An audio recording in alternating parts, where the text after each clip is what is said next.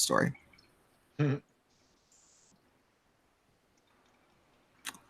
Okay, so we're gonna probably be live at this moment, and I'm waiting on the thing to appear so I can turn down. Hi, everybody.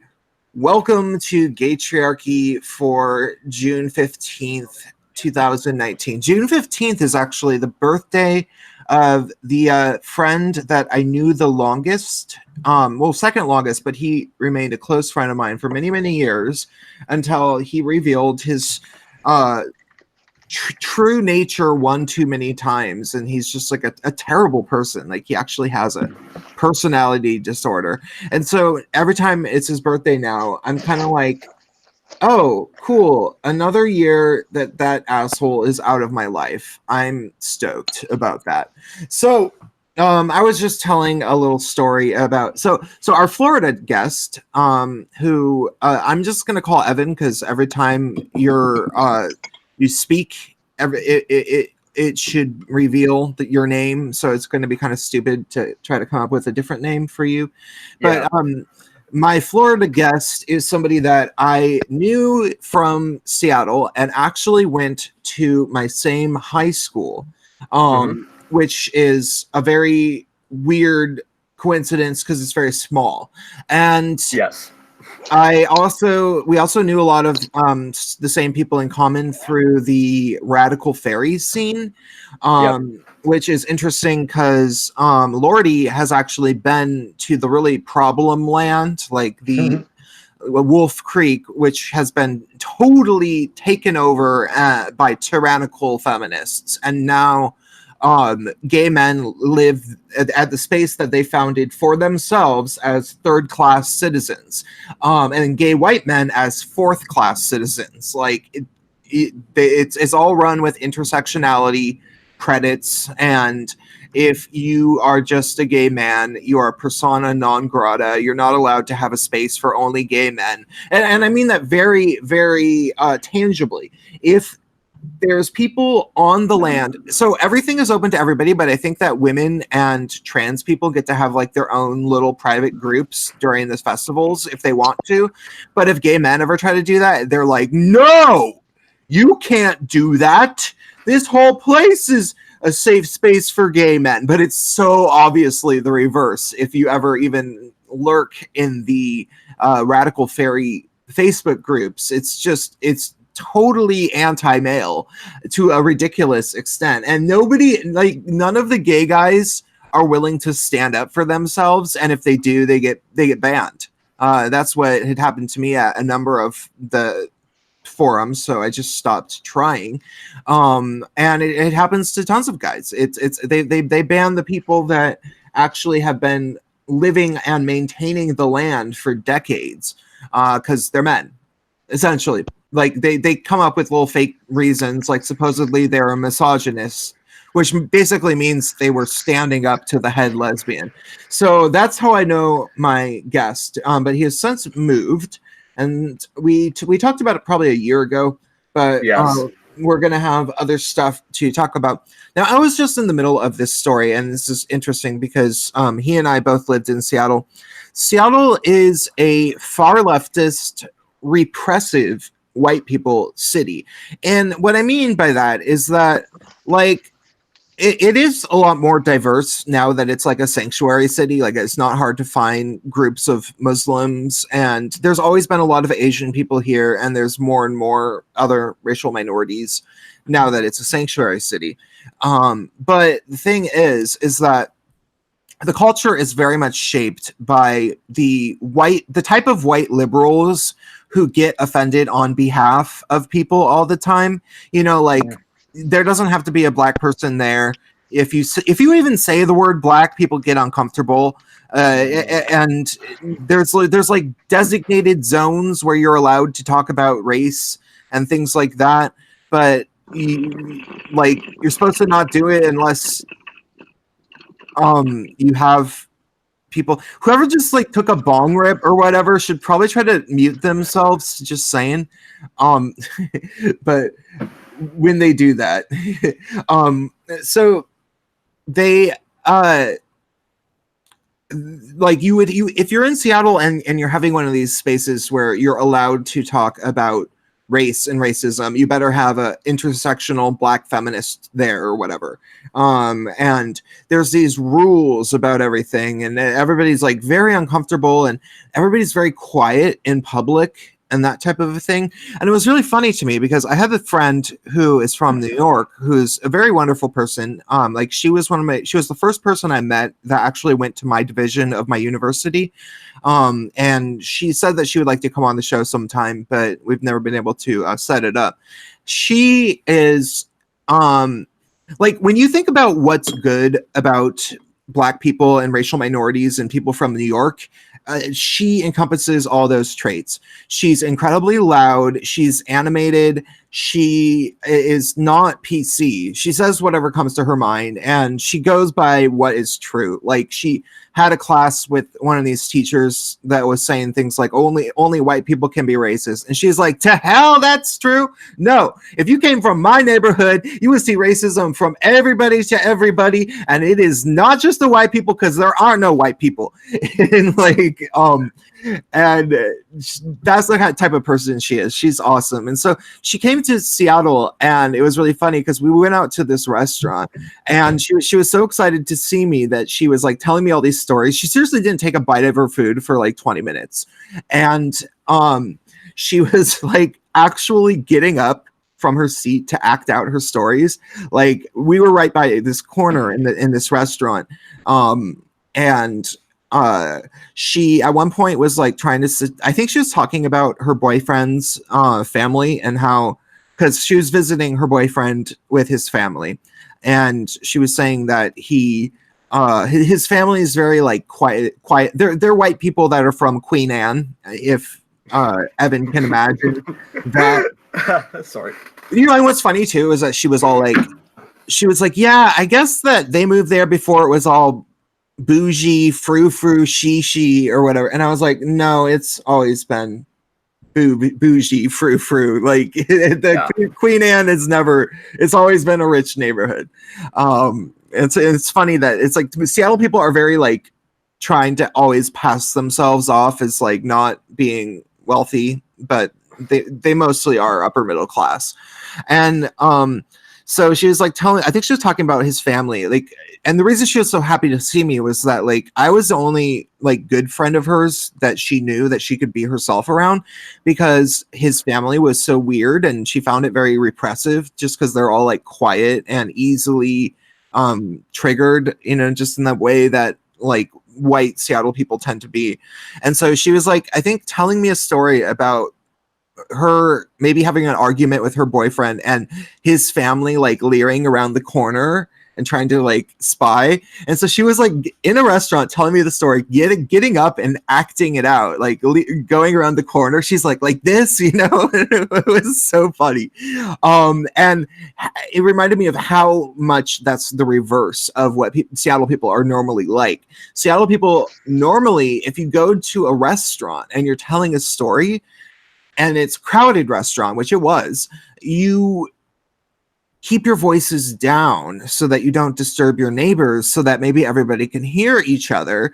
And then everybody is like in this big crowded restaurant being really quiet, and it's very awkward. And I was like, see, that's one of the things I miss about New York. Because if you go to New York and you're in a crowded restaurant, in order to hear each other, and she finishes my sentence, she was like, you talk louder. And I was like, yes, you go to New York and it's a crowded restaurant, everybody's like yelling at their friends. And so that was the first story that I wanted to mention, because Spacepan was talking about being in Hong Kong and going to a bar and having to yell or something. Is there anything more you'd like to say about that? No, yeah, I just commented my voice is really, really like sore right now, just because like I had a friend with a birthday and we were all out, and like, you know, like bars are fine. I appreciate that, like, you need a place to be kind of loud for there to be like a high energy level. But like it also kind of sucks because if you're trying to talk to people, like you're shouting constantly. And it's all know how much caught you up like to with talk. me. I'm gonna turn you up a little bit, Lordy, just so you know, because you said something. Oh my God, Hangouts on Air is going away later this year. YouTube just told me. Damn, they just do not want people on this platform anymore. It Sorry. seems like everything Google starts, like it's like so much of it is fizzled. Like Yeah, Hangouts is fizzled, Circles is gone. What was I, the other thing? Like, I just think it's really funny that people try to accuse me of being some sort of conspiracy theorist for saying, look, the only reason that Google is in business is because of like weird ties to like corrupt-ish ties to the Democratic Party. Without Democrats helping them become a monopoly and everything, they wouldn't be a profitable business because they're up to something like their actual business model long term. And this is known, like this is something that you can read about in like Wired and stuff, is that they have been wanting to develop AI. So the reason that they're doing the search engine and all the other things they do is just to collect data on everybody so they know how people think. And that's like always been their goal. That's why they lose so much money on YouTube, and they always have. They're not trying to make YouTube profitable. Like they never have been. And so like they're totally apparently it's way more within their interests as a company to make sure that Google survives and becomes like stays as much of a monopoly as possible than it is to actually make YouTube function properly, because they're thinking that they're never really going to make any profit off of it. And but if you just like point that out, people are like, oh, that's a conspiracy. And it's like you're just not paying attention like that. I You're have a theory behind this, which is that they have access to the search records, right? So they know what everybody Googles all the time. And I think that they were just looking over that information and they were so blackpilled on humanity that they're just like, you know what? You know what? You guys made Rule 34 a thing. You guys search for porn on everything. It's all you search for is porn. It's like 80% of the searches, it's all porn. So we're going to collect all your data. We're going to deep fake everyone. We're going to make robots that deep fake people based on what they're searching. And we're going to create that. And that's going to be like cracking the human genome. It's going to be just porn everywhere. well, that's actually a very optimistic viewpoint. I'm a little bit more pessimistic about what they're planning, but I don't want to even speculate at the moment. It's important to point out that it's not just the Dems, but it's China. Yeah. Just recently, Google announced that they're going to be taking the Huawei phone structure that had been blacklisted for trade and repackage it and brand it as their next Pixel phone. Huh. That's interesting. Yeah, and they also opened up a shop in China again. I believe earlier this year. So yeah, it's just a big mess over and the thing about YouTube that my friends and I were talking about the other night is that I don't think anyone expected the amount of cultural and social impact that it would have. And we were comparing the impact as being equivalent to the creation of the original Gutenberg printing press. Mm-hmm. Yeah, it is very similar, and people are not good at figuring that out, I guess. So, by the way, now that there's some people here, I want to remind everybody to hit the like button, but also that I am on Streamlabs. If you want to donate some money to me, my channel was recently demonetized, which is horrible. I just finally uploaded my video about it today. And I'm gonna be making another video just so everybody knows, because this is way too interesting. You know how there was like this how YouTube radicalizes people into the extremist right or whatever. It's called the pipeline. The pipeline, right? In the fictitious imaginations of people who don't know anything about YouTube aside from like BreadTube apparently, and the Young Turks and Cat Black. Well, the article was about somebody who is supposedly radicalized by YouTube, and then he came back around and decided to be a liberal again, or maybe a leftist, because turns out he's actually a bread tuber.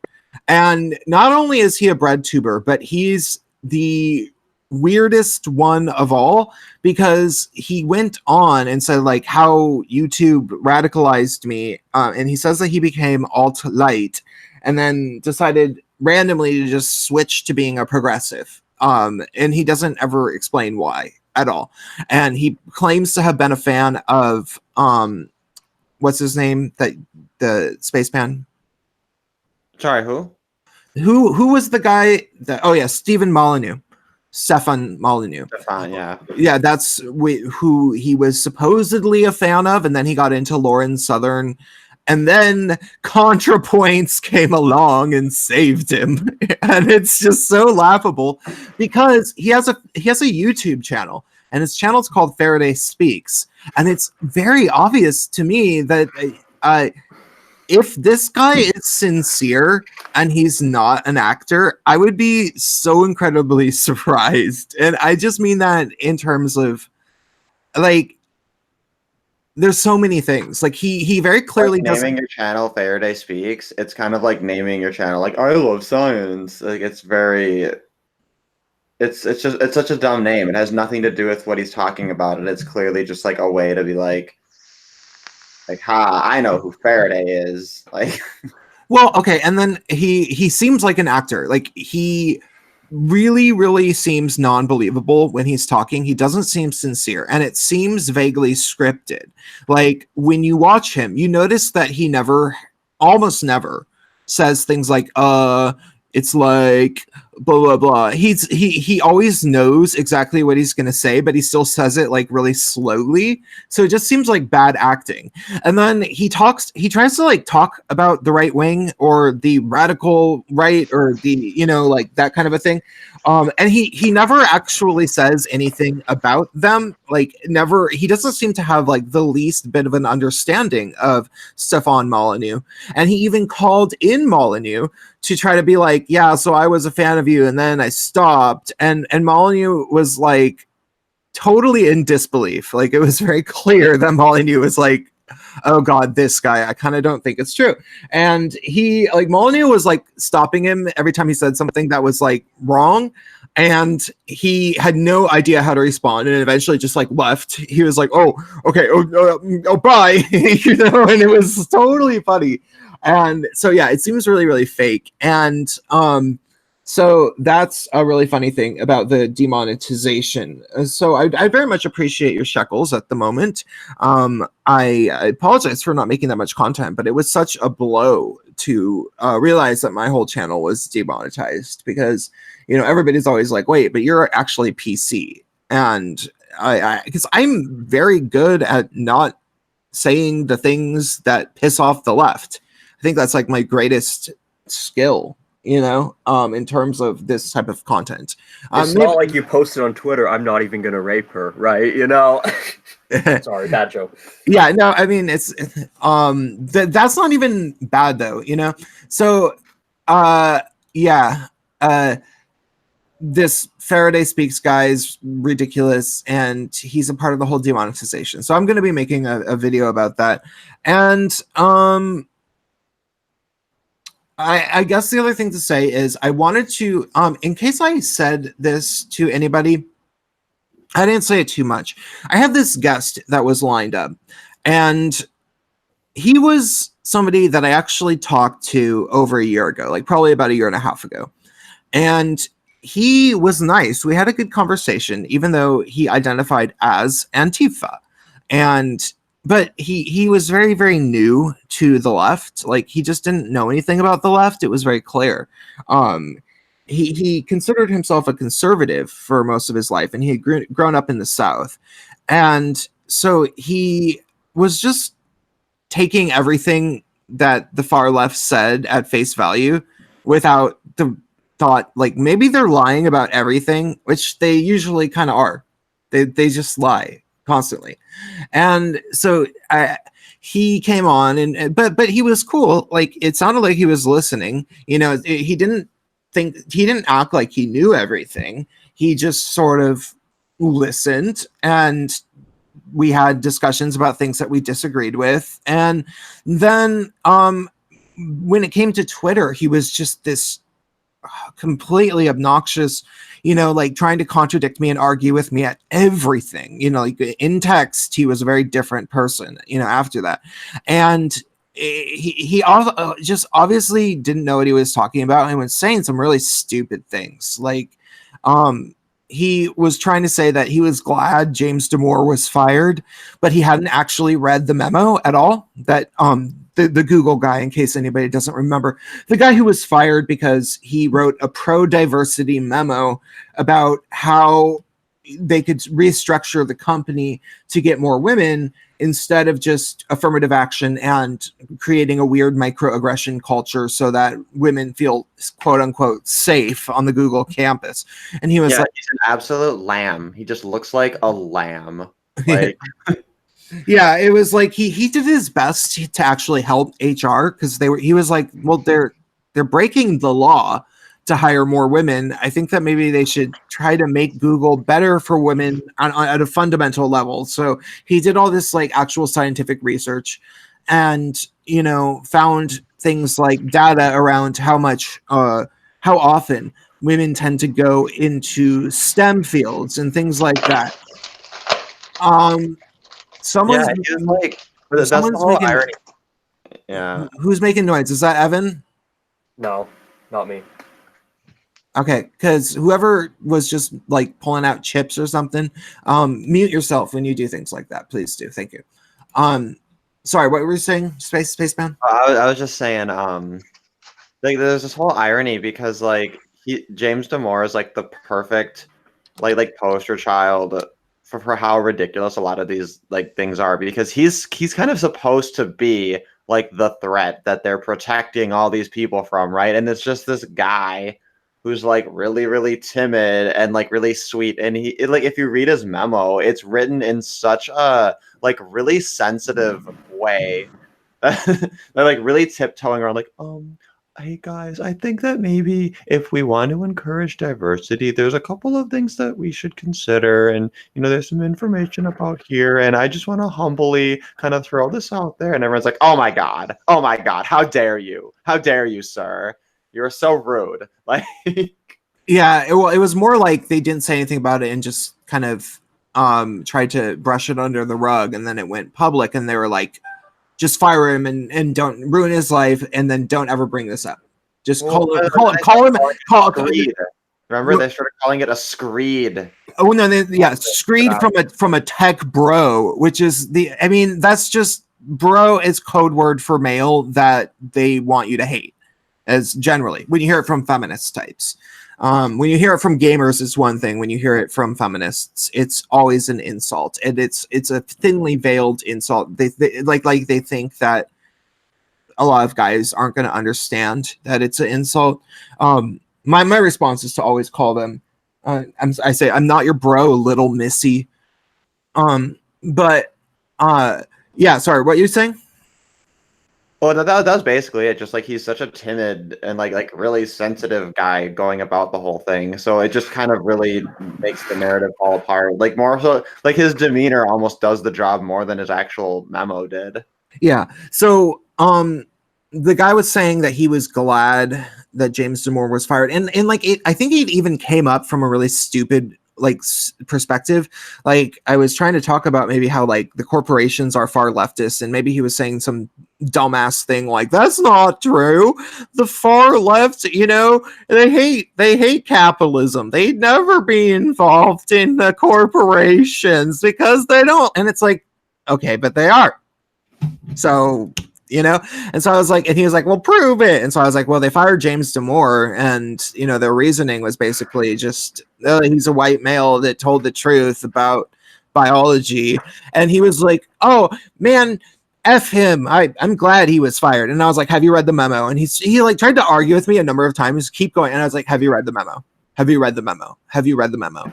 Because he wasn't stupid, And so he finally dug up the memo, and like at the first moment that there was like, objective data about gender interests or whatever, because that's what he was mostly talking about. He was talking about how women tend to be interested in things that require that in employment that demands teamwork and stuff like that.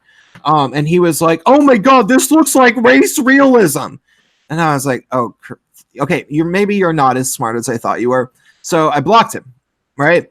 And that was a while ago, because he was always commenting under everything I would post on Twitter. He was trying to like clap back at or whatever, and it just got really annoying because he was like, when I talked to him in a text chat, it seemed like he was really open to, you know, actually just even approaching conversations in good faith. But I guess that was the thing that, you know, when I could hear how his voice sounded, it was a whole different story than when it was in text. Because when he was live on air, yeah, he's like a 20-year-old that doesn't really know all that much and is not very confident about the way he speaks. And so I was able to like adjust and be compassionate towards that, and then he seemed to like kind of like and trust me. But in text, he thought he knew everything, you know. and I was like, this is not productive. Like, I was like, maybe you're not as smart as I thought you were. So I blocked him, and then a year and a half later, somebody recommended a video of mine to him on Twitter, and he has like a different account now.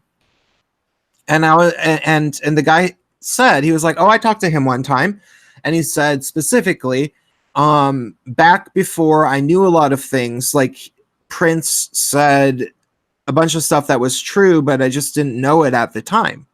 And I was like, oh, well, that's a good sign, you know, like, cool. Because, you know, to me, I was very arrogant when I was young. Like, I was extremely arrogant. Like, I thought I was smarter than everybody, and I thought I was the most talented DJ producer in the universe. I was singing. I was making solo music where I would sing over music that I had produced, and I'm actually not that naturally talented as a singer.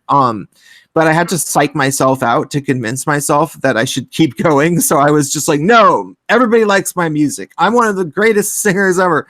And I didn't, you know, entirely believe it, but it helped for me doing that.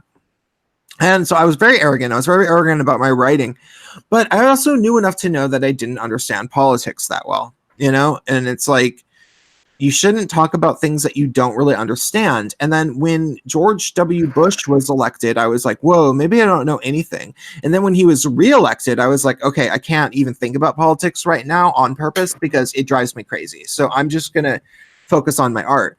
Well, this guy was saying that he was going to school for film. And I was like, okay, well, yeah, maybe we can talk again. And so I said that he would come on. But then it turned out that he's actually gotten significantly worse.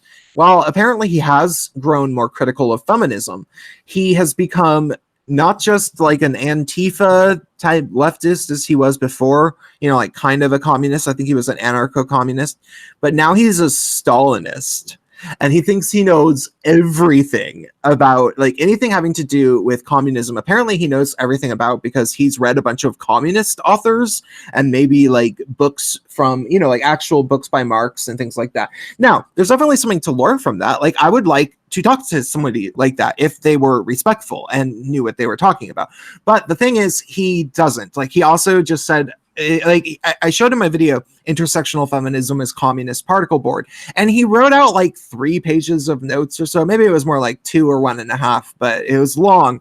Just and it was basically just like nitpicking, like trying to say I was wrong about literally everything. And then, but he was getting like blatant stuff wrong. Like, there was numerous times where he just didn't know what he was talking about. There was a few details that he might have been right about, like, and I would like to be corrected about.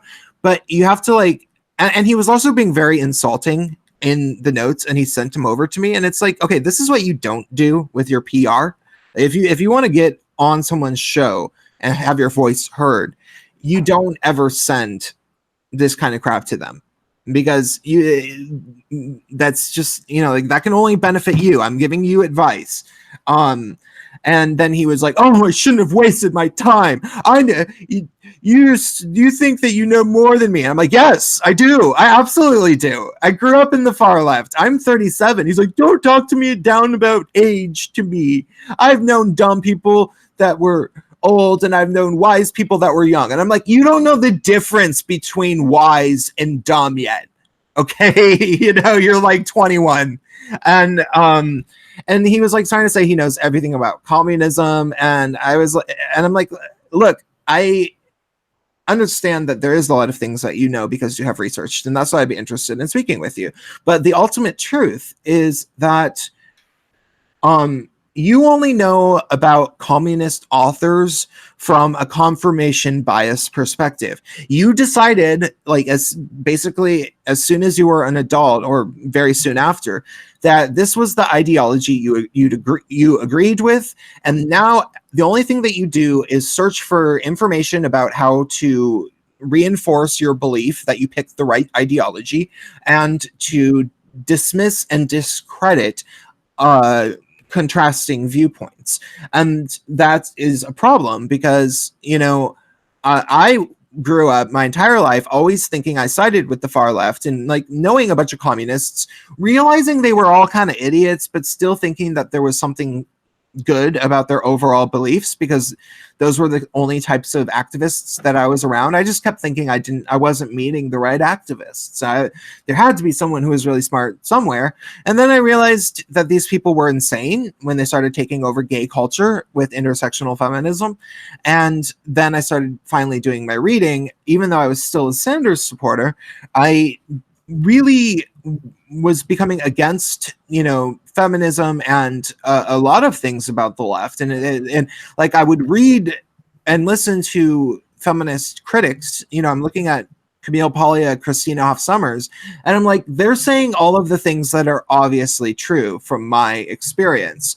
And yet they're being supposedly they don't represent feminism or they don't understand feminism if you ask the feminists. But when the feminists talk about feminism, they're full of crap.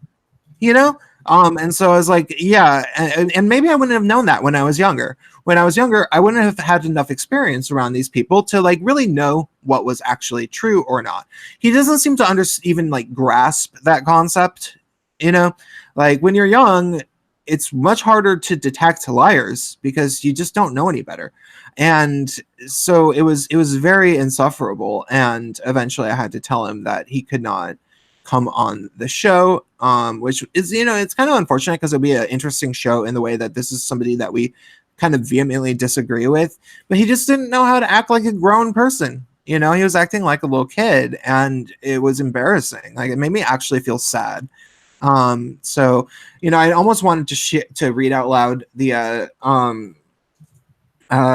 text of the chat between us on Twitter, but I realized I mostly just told him I was going to do that so that he would maybe like stop being so irritating. So I don't want to do it. By the way, I just got a super chat, or not super chat, Streamlabs donation from Mysterious Senor Hilter. And he says, "Hey Prince, I was hoping I could poll your panel. I have a serious question and a not so serious question. 1, thoughts on reset era mods being pedophiles? A pedo mod at NeoGAF caused the schism in the first place." I don't know anything about that.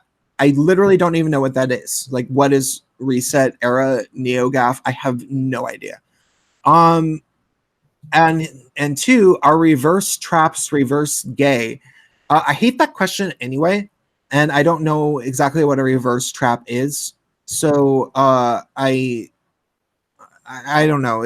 Are you talking about female to male trans people or something? Maybe say so in the chat or whatever. Yeah, reverse trap is kind of a tricky term because you could reverse it many different ways, and they have to figure out what you're reversing. Yeah. So maybe clarify yourself, and we'll try to give it a go. Okay, now I have gotten all of the formalities out of the way. Let's formalities, the things I wanted to talk about. Let's talk more about what Evan, Jordan, or Lordy and Spacepan all want to talk about. I want to open up the floor to Evan a little bit to sort of, because Lordy had been to the Wolf Creek Radical Fairyland, and I believe that I don't know if Evan has actually been there, but can we talk about that a little bit? Oh yeah. Well, is it okay if I begin by just kind of like giving some of my thoughts on what we've just discussed? Sure. Okay, so like, and by the way, I'm going to be away from the computer because I need to grab some water and do Okay. some things. So I'll turn my volume on, but I won't be able to speak immediately. okay. Now I don't know if you guys have read the short story called The Lottery, but it's pretty like basic. Like many people have read it in school or in college or whatever. But I don't really follow what happens like in Google and in major corporations very closely. I've kind of been living under a rock and living simply lately. So it's always interesting to hear about this stuff. But instead of like knowing the details of current events, I tend to just look at the overall pattern of things, and what I see is kind of a rather unfortunate pattern of that's like best that like it just makes me think of the short story called The Lottery, where there's this lottery that happens once a year, and it isn't revealed what the prize is, and the prize is that the person gets stoned to death, but everyone goes along with it because it's the tradition. And and I think that's like a statement on mob mentality. And it seems to me that because so many people are dull and lackluster and not particularly talented and not particularly intelligent and just kind of mediocre, that they form these mobs, and whenever they feel threatened by someone who comes up with actual scientific data or sound rationale, or even just kind of like tries to use logic to bring about a change that goes against what the mob wants, they will stone that person to death, regardless of their intentions, and so, I'm sorry to just go on this giant tangent, but I just was thinking about that and thinking about that and thinking about that when Prince of Queens was talking about this, because I just hadn't heard the story at all, unfortunately. I'm kind of like, I'm not anybody in the YouTube community, and I don't follow things pretty carefully. But I did go to university in New York from 2015 to 2018.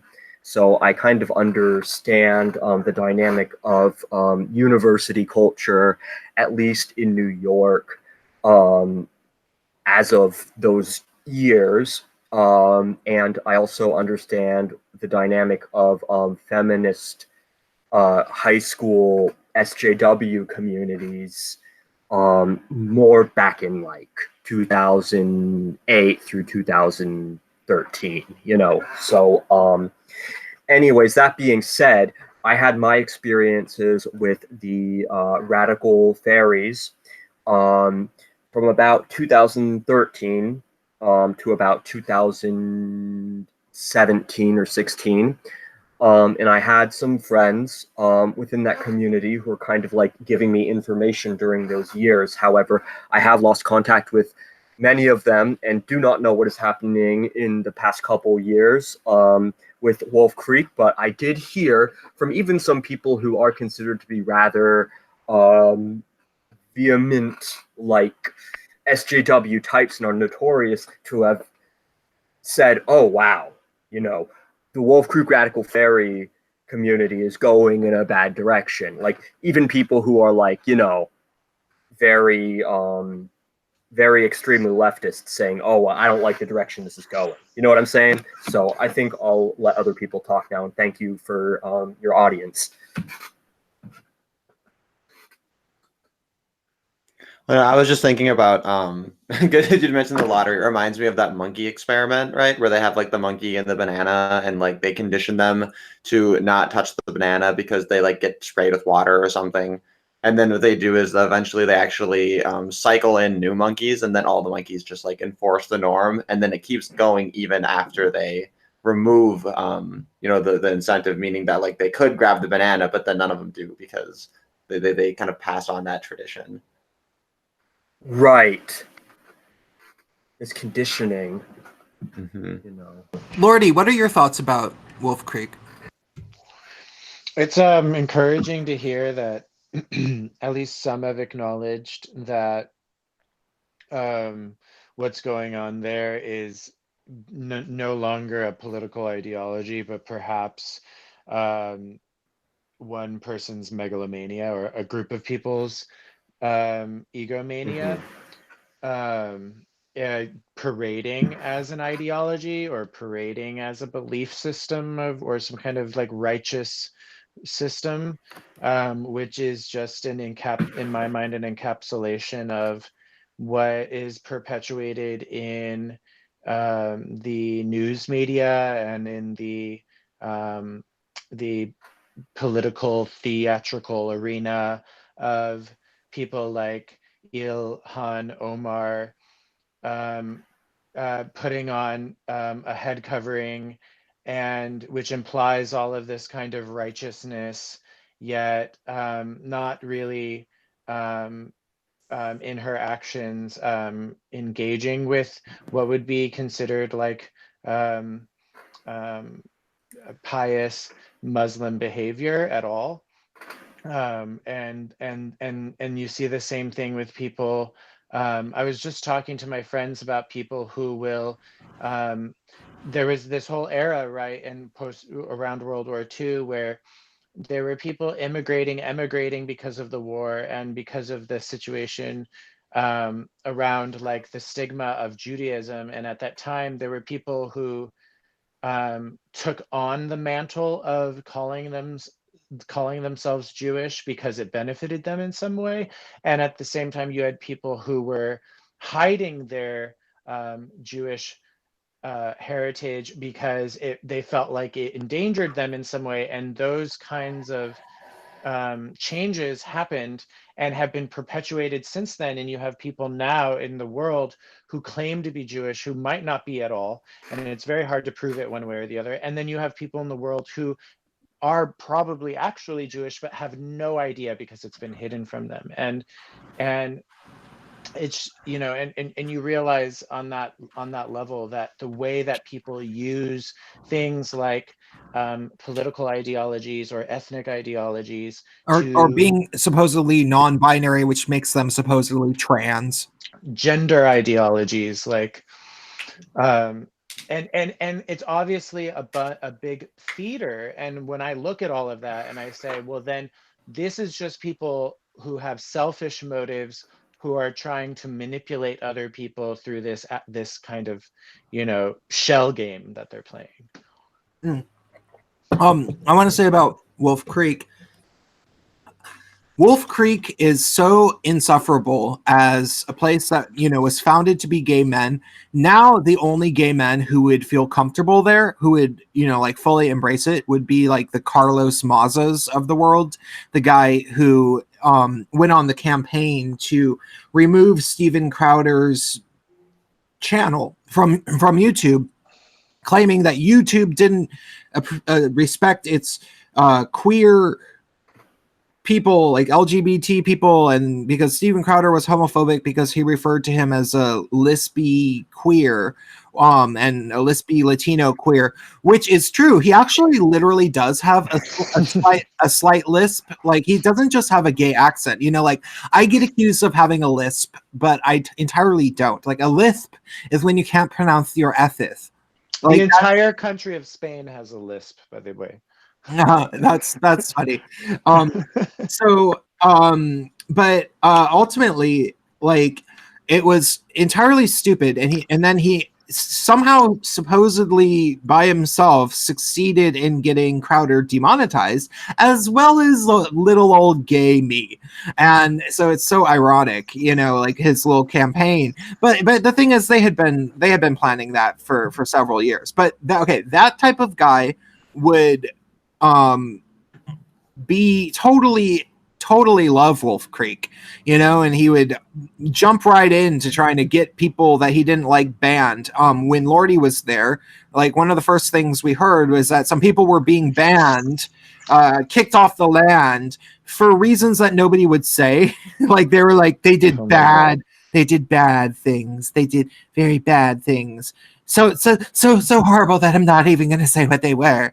And then like we knew them because they were they had come along with some people that we knew, and I hung out with them.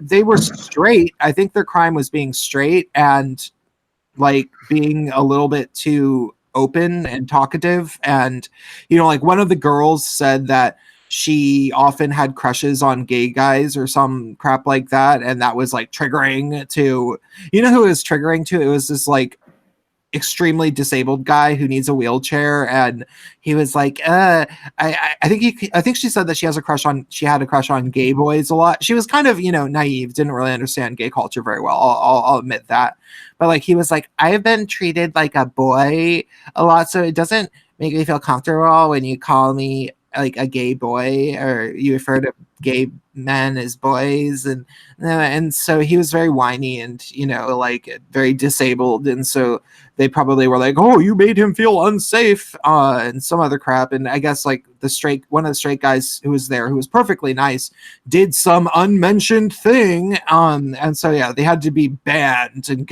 had to get rid of those people. It's a completely insufferable place. It's this type of place where if a Islamic woman wearing a hijab went there claiming to be non-binary, she would be worshipped as an aristocrat. Like she could get anybody banned at any time, and you could never even ask questions about it. And it kind of reminds me a little bit. Chadwick has been taking pictures of the Pride ads in New York City, and all of the Pride ads, like literally all of them, only include racial minorities and women, and only a few guys, including like some big, Pride with a Muslim woman wearing a hijab photographed. And it's just so absurd. And this is sort of what he's saying about it. It has to do with the kind of thing that my most recent video about Marsha P. Johnson and Sylvia Rivera, who were credited as being the leaders of Stonewall, even though that's totally untrue. Sylvia wasn't even there on the first night. Marsha was there. But she got there after the riot was already going, even though people say that she started it by throwing the first shot glass, which she explicitly said isn't true. And what's going on is a very deliberate attempt to rewrite history to make sure that there's as few gay white men within it as possible. Nobody ever talks about Harvey Milk anymore. Nobody ever talks about the Mattachine Society. Nobody mentions any of the white guys who were at Stonewall, and it was mostly white guys. Almost no women. Now it's just people of color did everything. They're the important people, and it's like, what's next? If you're having a woman with a hijab as the poster child for Pride, what's next? Like a monument at the Pulse nightclub in Orlando for Omar Mateen or something? Like it's, and to be fair, the thing with the hijab woman for Pride, it's because they're gonna have the next event on a rooftop. And so there's gonna be sun or something. What? Oh, I get it. You're saying they're throwing people off the roof. But yeah, and so it's actually gotten like that at Wolf Creek. Like it's tyrannical, white male hating BS, and everybody knows it's messed up. But even like the SJWs who would say, like a lot of the SJWs say, yeah, it's messed up because they see it firsthand, like how messed up this actually is. But they would still say, no, but I mean, I think that Muslim queer people should be celebrated. I think that like, they would still agree with the crap. They just realize it's totally BS when they actually see it unfold, is what I would say is probably going on.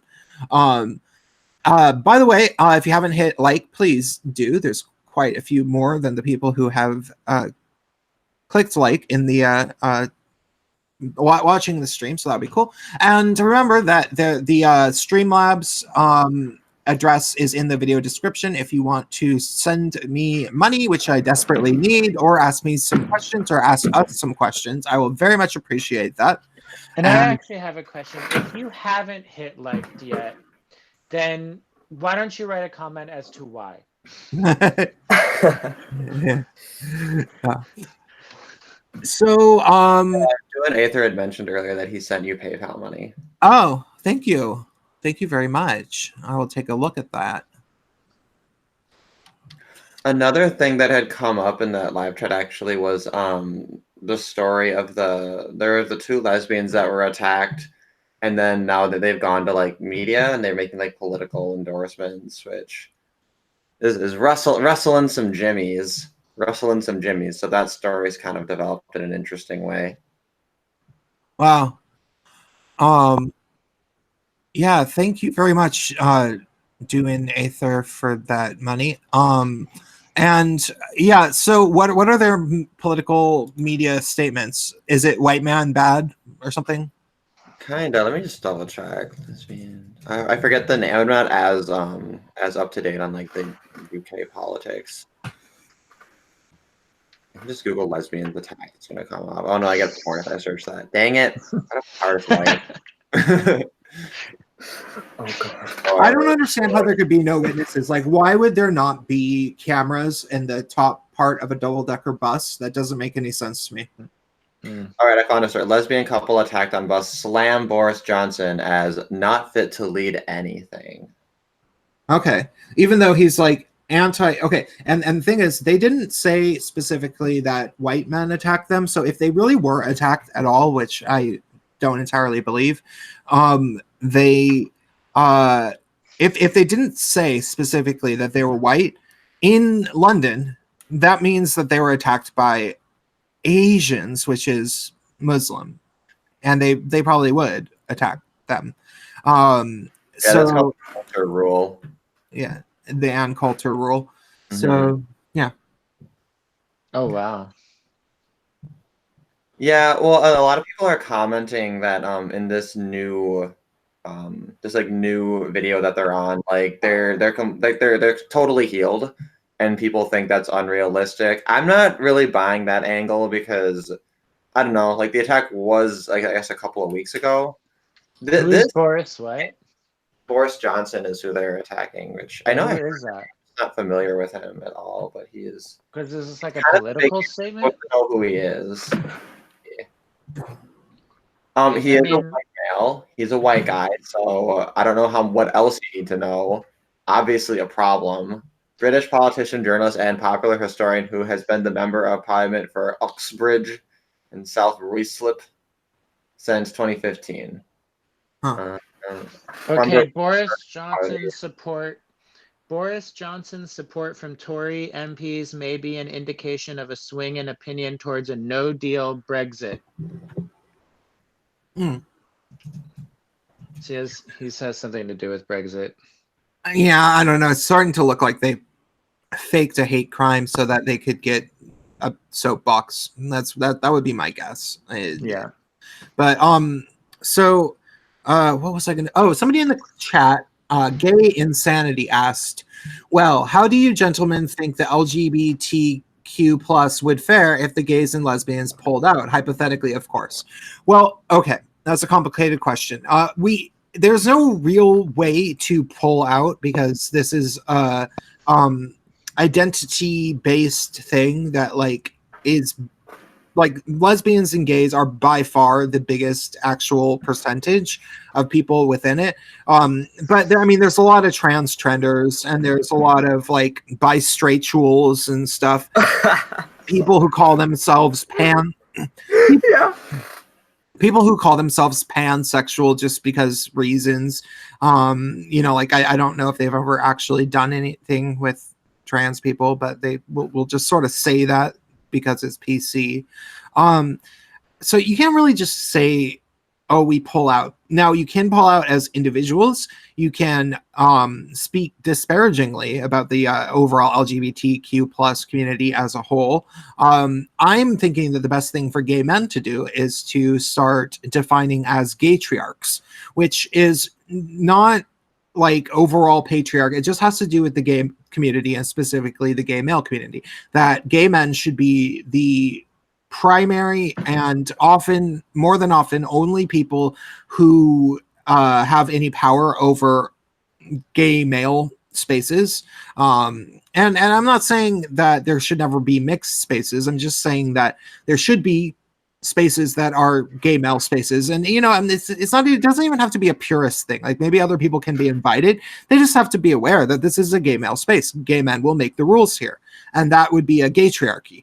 And I really think that gay men would be a lot better off if they started asserting themselves and stating things like that, not bowing down to the transgender ideologues who insist that they need to be in the spotlight for everything all the time for the next couple of years, as opposed to the last couple of years. Like, the LGBT, in terms of politics and in terms of media and visibility, has become the T's and allies. That's all it is now. It's the trans people and all of their allies.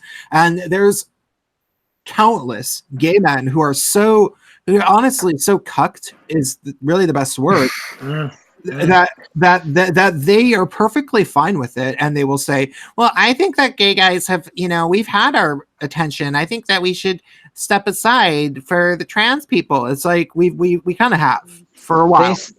They somehow created the whoever the cultural manipulators are, created a spell or something where they decided that gay men needed to pin their entire beingness on gay marriage, and that once gay marriage was achieved, that gay men no longer had anything to complain about anymore, and that all other gay male issues just conveniently became invisible. Yeah. And there's plenty of gay guys who, and this is the messed up thing. Gay guys did get a lot of attention, and there was like way too much stupid gay media and like whining about oppression and blah blah blah blah blah, and it got really tedious. And ultimately, once you get a victory, and the overall culturally, gay men have had victory after victory since the late 90s. Like, people have only grown increasingly more accepting of gay guys. And so eventually you do gotta give it up. Like, in terms of like thinking about that all the time, it's not healthy to just whine about your own oppression, that kind of a thing. Like, there's no really good reason to do that. So once the gay marriage thing was over, there was a ton of guys who wanted to take a break from caring about gay issues. I had already gotten to that point long before gay marriage was over. Like, I was like, what? I cared way too much for way too long. I just don't care anymore. And I was living in San Francisco anyway, so like everybody I knew was a gay guy besides some, very small group of straight friends and non-male friends that were, in the community that I was in. So like, ultimately, I understand that feeling, but like, what happened when gay guys, we weren't just, our issues didn't just become supposedly invisible. It actually was a lot worse than that.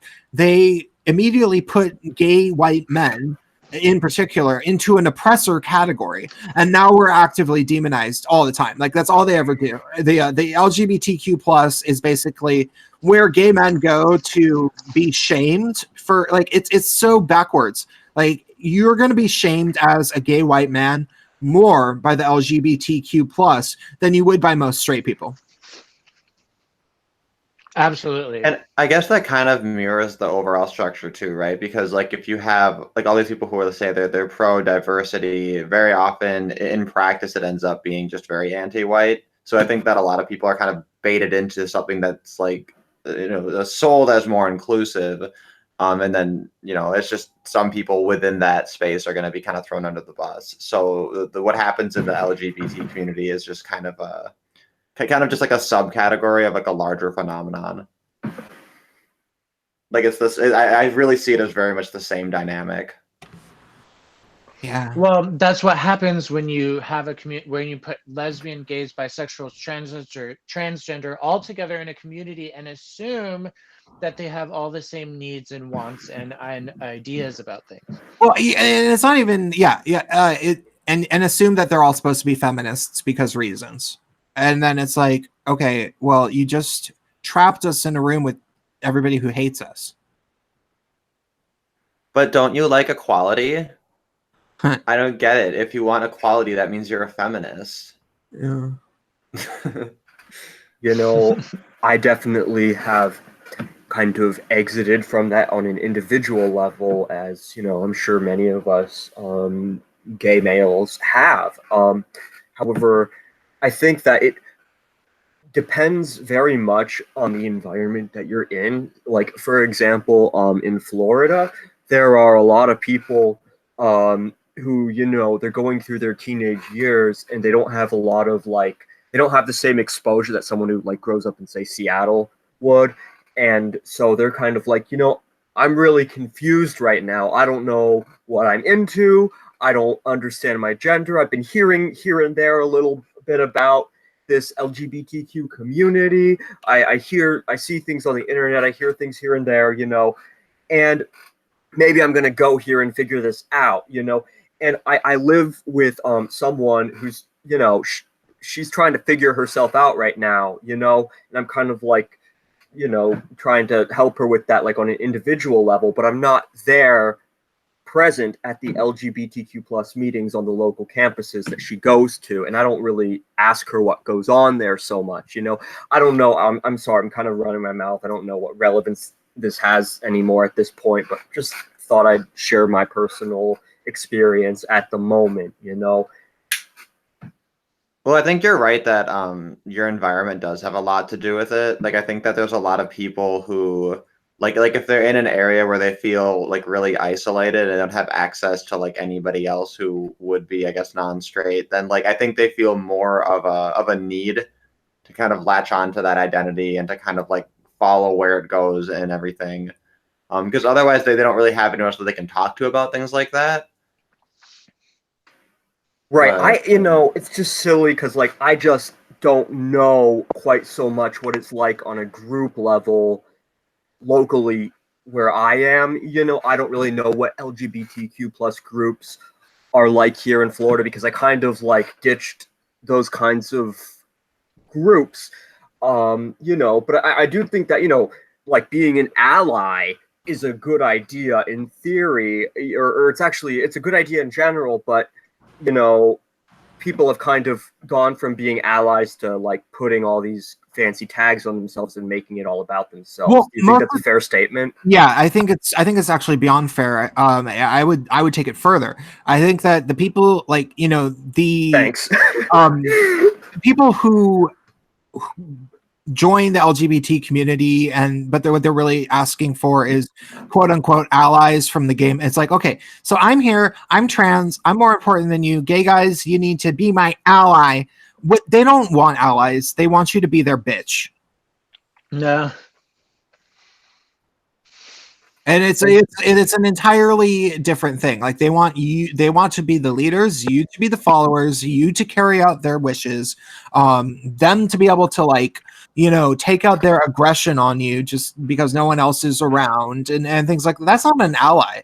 An ally is a person who has the freedom to absolutely not do anything you say, but you just have a shared goal. They forgot what allies even are. Right, and I think that this case is like pretty much in Seattle, like at that extreme in severity. It is profound, especially in the high school that we went to. You know, when I was there, I had a few friends there, you know, that were not complete morons that I could get along with. Who, you know, I have a friend who I'm still in contact with, you know, who just graduated from that school in Olympia, Evergreen, you know, and she's like a very vocal, like, you know, she's black and she's like lesbian and she's like, you know, very, SJW oriented, but she's like one of the very, very few people who's not a complete moron who I can have a conversation with. But she would be part of that crowd, sure. And I just don't go certain places with her in discussions and conversations, you know. But like, don't you have any abortions to shout? Well, what was I going to say? Oh, yes, I just wanted to mention this really quickly. So I had maybe 1 or 2 friends from that school, but the vast majority of my friends actually went to Ballard High School. I actually mostly hung around with like straight guys who were politically incorrect and were what the feminists would call bros, you know? Like, and I think that's kind of like, maybe that relates to the whole overall discussion topic of like withdrawing from like having an L-Jexit from the LGBTQ community, you know? Yeah. There used to be this movement called GigTow, but the people who started it were they weren't really great thinkers, and there was only one of them that I still actually think is worthwhile, but he doesn't make videos anymore. And ultimately, they ended up just trying to like build this weird ideology around it. Like it wasn't about leaving the LGBT. It was just what they said that it the person who came up with it said that it normally was. And the person who came up with it came up with that after binge watching my channel for a few months. And so it's like, okay, well, you know, it's like he's sort of having this like original idea, and then like all of a sudden it becomes this like different thing, and it's like it basically was like gay MGTOWs, and it's like, God, you know, like they're saying like we're people who don't need the gay community, and it's like, no, you that's counterproductive. You need the gay community, you just don't need the LGBTQ plus community. Like I don't know how because it's like, what are you trying to do? Form a community around people, gay guys forming community for guys that don't want a gay community. Like that's not really going to be a super big sell. So, but yeah, I explored it too, and it's definitely a co-opting of the idea, and we need to move beyond, I think, even these ideas of being pieces like almost like chess pieces on the game board. And finding ways to simply like connect directly with the people around us, and if anything, it might just push us to think outside of, you know, in the past, gay men were hidden from society. They were not even allowed to exist, right? Like before AIDS and everything, they were just this kind of thing that everyone ignored that was happening. And you know, and the creation of these all male gay spaces was necessary at that time. The spaces themselves were not able to stay in that way because together in that way, because they aren't actually as necessary now as they were then, and we have to find new ways to connect and create community. Well, I think that gay male spaces are necessary. I mean, they aren't like crucial, but they are. I still think that there's a lot of value in gay, because like gay men are entire like subspecies of humans. Like the vast majority of gay men absolutely do not want anything to do with having sex with women. They don't want to have sex with vaginas. They don't want to grab women's boobies. It's like all these things that feminists think that either we actually secretly do or they can convince us to are untrue. And it's good being around exclusively gay men. Like when I moved to San Francisco in late 2007, especially for the first like 3 or 4 years, I was able to go to spaces that were only men, like weird, crazy, you know, parties where there'd be like sex rooms and stuff. And there was such a different like feeling of complete and total like you felt like you were normal entirely, and that you didn't have to explain anything about being gay to anyone, and that it was like, it was cool, it was refreshing. It's like, oh, this must be what it's like for straight people in most places. That's nice. It would get weirder when there'd be lesbians and trans people around, but it was still cool. But you know, like ultimately, the need for gay male exclusive spaces and communities has never gone away. It's just that we aren't allowed to have them anymore. And then if gay guys ever do, they feel ashamed of it because they have been beaten over the head with the idea that they need to be inclusive. They need to have some trans people there. They need to have some women there. Like I even actually just saw a person that I knew posting about he's black gay guy, and he said, just friendly reminder, if your party doesn't have women, trans people, and black people, you have no business calling it queer. And it's like, okay.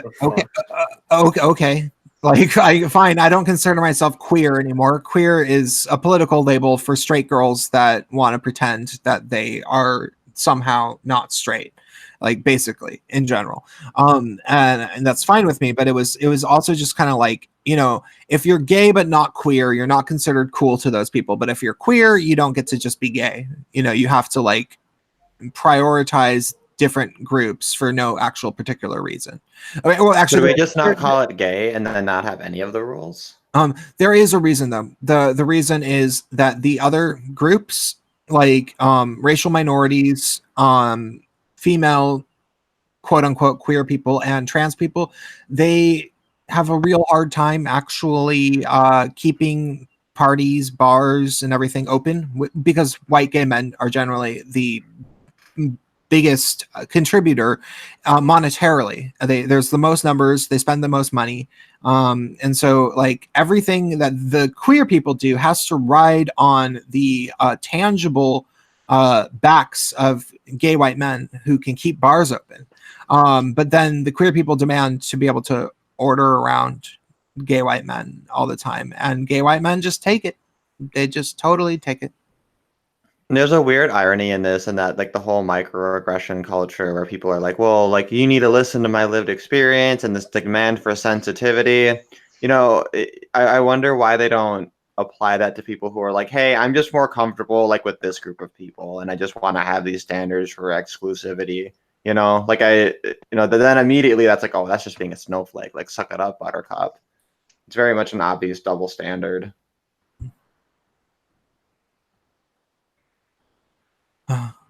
So, let's change the subject to something else. You know what else happened was there were Nazis. Actual literal Nazis, guys. Literal Nazis. In Detroit, they stormed some sort of, yeah, what was it? It was literally. Tell the story. I'm going to be smoking on my deck, but I'll be back soon. Yeah, so there's a big pride event, and a couple of things happened. There were like people thought they heard gunshots, and it caused a stampede, and like that was a thing. But then what also happened was there were literally 10 Nazis, like 10 people who like did a Nazi demonstration, surrounded by however many like police officers, because like obviously if the police weren't there, they would just get like swarmed immediately. And like people were just like absolutely freaking out, and like there's also hysteria over it. And I don't know, I just think it's really funny how like it takes what like it could have been five, you know, it could have been five people, and like it just shuts down an entire event practically. So there doesn't seem to be any value in trying to go to a pride event this year. Seems like they're just like political just travesties.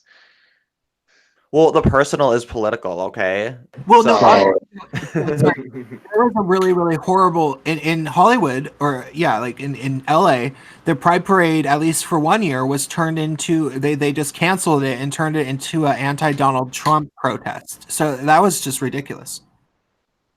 Well, that's hijacking. That's not appropriate in the least. I feel like Pride in San Francisco is just an excuse for gay people who do not live in San Francisco to come here and party and be stupid and then leave, while the actual gay people in San Francisco like go somewhere else or just hide from it completely. Or make hella money off of it. Yeah, but this issue with the Nazis, it's pretty much the same as what had happened in Ohio a couple of weeks back, where there was a like some like really tiny like Nazi protest that was happening, or like KKK or something, and like the city spent just a ridiculous amount of money on security for what ended up being like just like a tiny band of like a dozen people or whatever. So it's kind of funny. It's kind of like how in like U.S. foreign policy, like America always loses because like the guerrillas just like don't need to spend any resources to completely bait like these just ridiculous over the top reactions out of hysteria. It's just so obvious that like that they're given a stage to perform on, and that there are media people who are there like ready to report on it and give them all of the focus. Yeah, and it is this kind of thing where like people they want to make a big deal out of it and make it this huge threat. But like if they're actually concerned about like stopping that or shutting it down, you'd stop giving it attention, but they can't help themselves. You know, I was in this is like a story. I was in Nice, France recently, and it's a story of how different um, French people handle dramatic situations. Um, and I was in the airport in Nice, and I'm waiting for my bag, and I realized that all of the exits are closed, and it's very odd. And then I notice a little while later that the crowd's getting bigger and bigger, and these police officers are there, and they're shouting at everybody and making the whole crowd move to one end of the baggage claim room. And all right, this is odd, but what's going on? And then a little after that, there's an alarm, but not like a fire alarm, kind of like a low warning alarm. And nobody goes anywhere. Everyone's just standing there, and it goes off twice. And then 5 minutes after that, there's an explosion. Wow, that's crazy. And but nothing visual, just auditory, and and some French people talking that I didn't understand. And the only way I got any idea of what actually happened is I hear an airline employee say to another American, "Oh, they blew up a bag."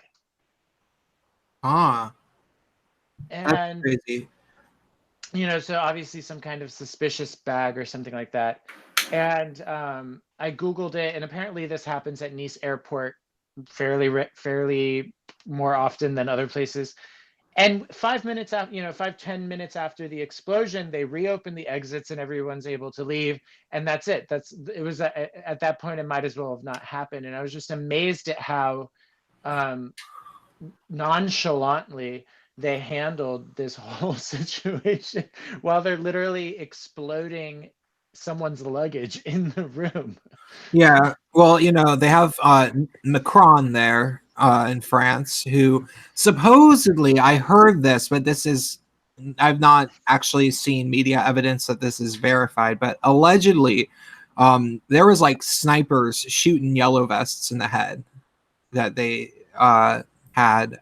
So it's kind of a crazy situation in France. Like they're kind of in a civil war that the media doesn't talk about. But I was thinking about the Nazis in Detroit or whatever. Like, are we even positive that they're real? Like, are we even positive that these are real people who like really are actual neo-Nazis? We don't really have any way to verify that. Yeah, it's like reality TV almost. Like, Yeah. oh, pay attention to these degenerates. Everybody, like. Well, and it's happening to like during a period when independent media is under attack. Everybody's concerned about, YouTube drama. Like Tim Pool was just censored today for reporting on censorship on Pinterest, or he found out at least today. He made a video about it. I had the wind was taken out of my sails when I found out that my channel was demonetized. By the way, you can donate to me on Streamlabs. And so the people who would like normally be looking into this and trying to like find out what really is going on, like who are these people, what were they allegedly representing, like things like that. We're kind of out to lunch at the moment, and so it's like they're gonna have an easier time if these people are actors or if it's a hoax. Like maybe there's a Faraday speaks with them, and he's going to come out saying like, I'm not a Nazi anymore. I was alt-right. I was radicalized by Ben Shapiro. I call them walk backers. Yeah, walk backers. And we would have no way of knowing without people who are actually doing intrepid investigating and journalism, which we don't really have right now because independent media is under attack. So that's just something to throw out there. Well, what we do have is Prince, and I have an idea for your demonetization issue. Oh. I think T-shirts. Yeah, I think T-shirts and stickers will be good. And you need to have like sassy phrases on them, like lispy queer or something like that. Yeah, well, gay church lady is a popular one. Gaytriarch with a crown. Yeah. Starving piranhas was another idea for sure. Yeah, beware starving piranhas. Especially if it has holes in it. Evan, you don't know starving piranha. It's an old it's a term I coined. But I did kind of get the idea from Joe Rogan a number of years ago, because he was talking about how there was what was it? It was at some college, like a women's college, and then one of the people who is, I think it was either a women's college or it was just some sort of like feminist group. The leader ended up being a female to male trans person, and they kicked them off because they were too patriarchal because they were a female to male trans person. And Joe Rogan found it hilarious. And he was like, oh my God, the left is like eating itself. They're like starving piranhas. And so I went on and I made a whole video called Starving Piranha Syndrome. And it was years ago. I listened to that. Yeah, and I very accurately predicted like all these things that were going to happen, because the left can't stand each other. They made all these like very arbitrary rules that they're going to mostly affect other leftists, and it's what happens. And so, I've been proven right about that time and time again. So it would be worth having a shirt about it. Yeah, because I'd imagine that some of these people who actually fully transitioned, because that I knew like back from high school and stuff, some of them were fairly well to do, like they could afford the surgery, and they fucking had their parents hand everything to them, and they had a whole bunch of friends, because they were like basically like rich girls that transitioned into guys, and of course, over time, all of the other girls become jealous of them, and they start to identify with the gay males more and more as they transition. Some of them, not all of them, but like, and then, I used to sometimes say like tongue-in-cheek things with them, like, oh, are you gonna start getting in trouble for mansplaining anytime soon? And some of them would like, block me, and some would be all like, oh, that's pretty funny, like really depended, but sorry. Little tangent there. Well, and there was that woman who did it as like a social experiment where she like made herself look like a man and then experienced it for a long time, and like her conclusion was the opposite of what she thought it was going to be. That sounds fascinating. Yeah, that it's worse being a man generally. Like it's and undeniably, there's no like as Spacepan has literally said in a video, which like I kind of agree with, there are no women's issues. It's only it's either selective histrionics or downright falsehoods. Yeah, I guess the one thing, so this year I did find a women's issue. I found one, and it was one that Dana Martin had brought up, which has to do with pregnancy and with birth and with the way hospitals like treat expecting mothers, and this whole kind of industry surrounding that. And like, I thought that was really eye-opening and really fascinating. And like, I don't know, I feel like with feminists, you'll hear about like birth rape, right? Like this like super hysterical thing, but like you don't hear as much about kind of this movement to kind of empower women to kind of take back to seize the means of reproduction, so to speak. Yeah, where basically it's like the entire process of, you know, having children and being pregnant and going in for ultrasounds, it's become very, very highly medicalized. And we've kind of forgotten that, you know, like women's bodies are generally like made to do this thing, and it used to be a thing that you could just kind of do naturally, and there was a lot of intuition and a lot of like listening to your body and like being really connected in that way. And like because it's all been very much put out to like the medical community, there's a lot of like anxiety and like weird things that happen, and like they kind of end up solving a lot of the problems that they create. The women's IUDs are known to be very harmful to their reproductive systems, as well as other forms of birth control, which completely screw with their hormones and their personalities, and can also lead to death in some cases. There was a story of a girl, twin females from my high school, and one of them started on birth control and the other one didn't. And she slipped. It was very crazy. She slips and falls in the shower, hits her head, and because of the birth control, bleeds out extremely quickly.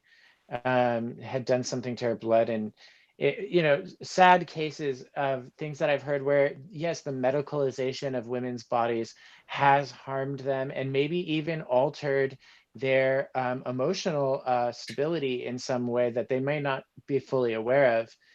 When at the same time, there are natural ways for women to regulate themselves, specifically regarding birth control. I know that there are a group of women in San Francisco who are consider themselves to be herbalists and spreading the truth about wild carrot seed oil and how that is actually an effective means of birth control if you drink it before and after having sex. It actually can it acts in such a way that I won't get into details of it, but it prevents the germination of the egg. And this is a completely natural remedy because obviously back in the day before there was the medical world, you know, women were in some way, they clearly had some way of controlling their reproductive cycles before doctors came in with all these pills and things. So that knowledge has been lost but is being held, and there are women now who are working to spread that information, and they've been met with a lot of resistance. Yeah, well, because you know the whole like birth control abortion industry is a huge industry, and it's controlled by feminists, and they have their, you know, the ways of profiting, like, you know, even just the people who would work as some sort of counselors at Planned Parenthood ultimately profit from the pills that they give out. You know, that's sort of how it all works with anything medical. The whole system is actually expensive and it's subsidized, and everybody within the industry profits from it. And feminists have a specific way of doing things that they profit from. And I guess it's one clearly problem not though is necessarily benefiting women. yeah, well, and that's the key difference is that like I think a lot of these problems, it's not like it's arising because people are like preying upon women. It's actually kind of the opposite. There's there's a heightened sense of concern and like wanting to care for people and wanting to protect women, and I think that that's kind of what they're exploiting. Yeah. So with a lot of men's issues, it's literally like it's just in the status quo and just people don't really care. Whereas with women's issues, a lot of these issues are created by like just this really, really over the top piling on. But I also wanted to mention, so Terrence said in the chat, herbal birth control sounds sketchy, and like that was kind of my thinking of it, right? Because even if it's effective, you'd hate to end up pregnant, and then people are like, well, what did you do for birth control? Yeah. Like, what did you do for? And then you're like, oh, I drank a bunch of carrot seed oil, and then they'd just be like, dude, like, Yeah, you'd be bruh, seen as bruh. kind of like an anti-vaxxer or something. It could be like 80% Well, it's definitely effective, and like it would treated still be like, as a kind of bruh. secret. I would say that the fact that I'm speaking so openly about it, probably a lot of women wouldn't even appreciate, as it's something that women don't openly speak about, and that when they do share it with other women, they do so privately, one-on-one. And I'm sure there's a lot of details and elements to it that I do not understand, because I do not Yeah. have to think about birth control ever.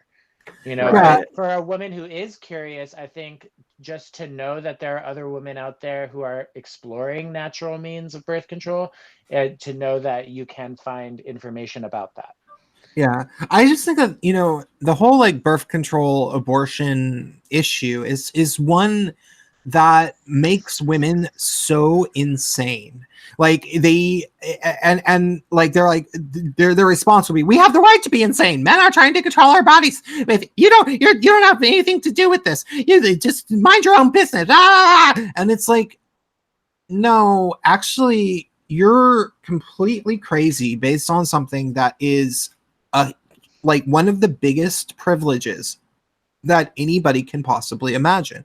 You have the privilege to be able to have sex and decide if or if not you're going to have a baby, even if it means literally terminating a human organism within your body that you pretend not to care about, even though a lot of women actually do.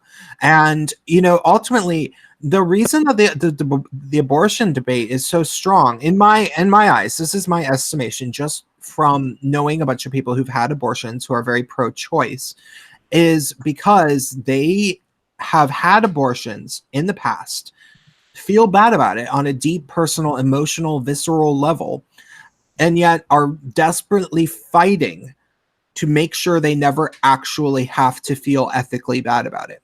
Like they know it's morally bad, but it's become ethically acceptable in their situation, in their social reality.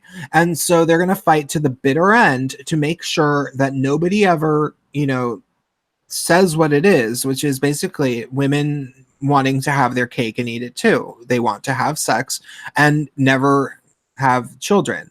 And they do feel guilty about their abortions, and that's why they fight so hard to ensure that everybody else is fine with it. Because if everybody else is fine with it, then they can go back to pretending to be fine with it easier.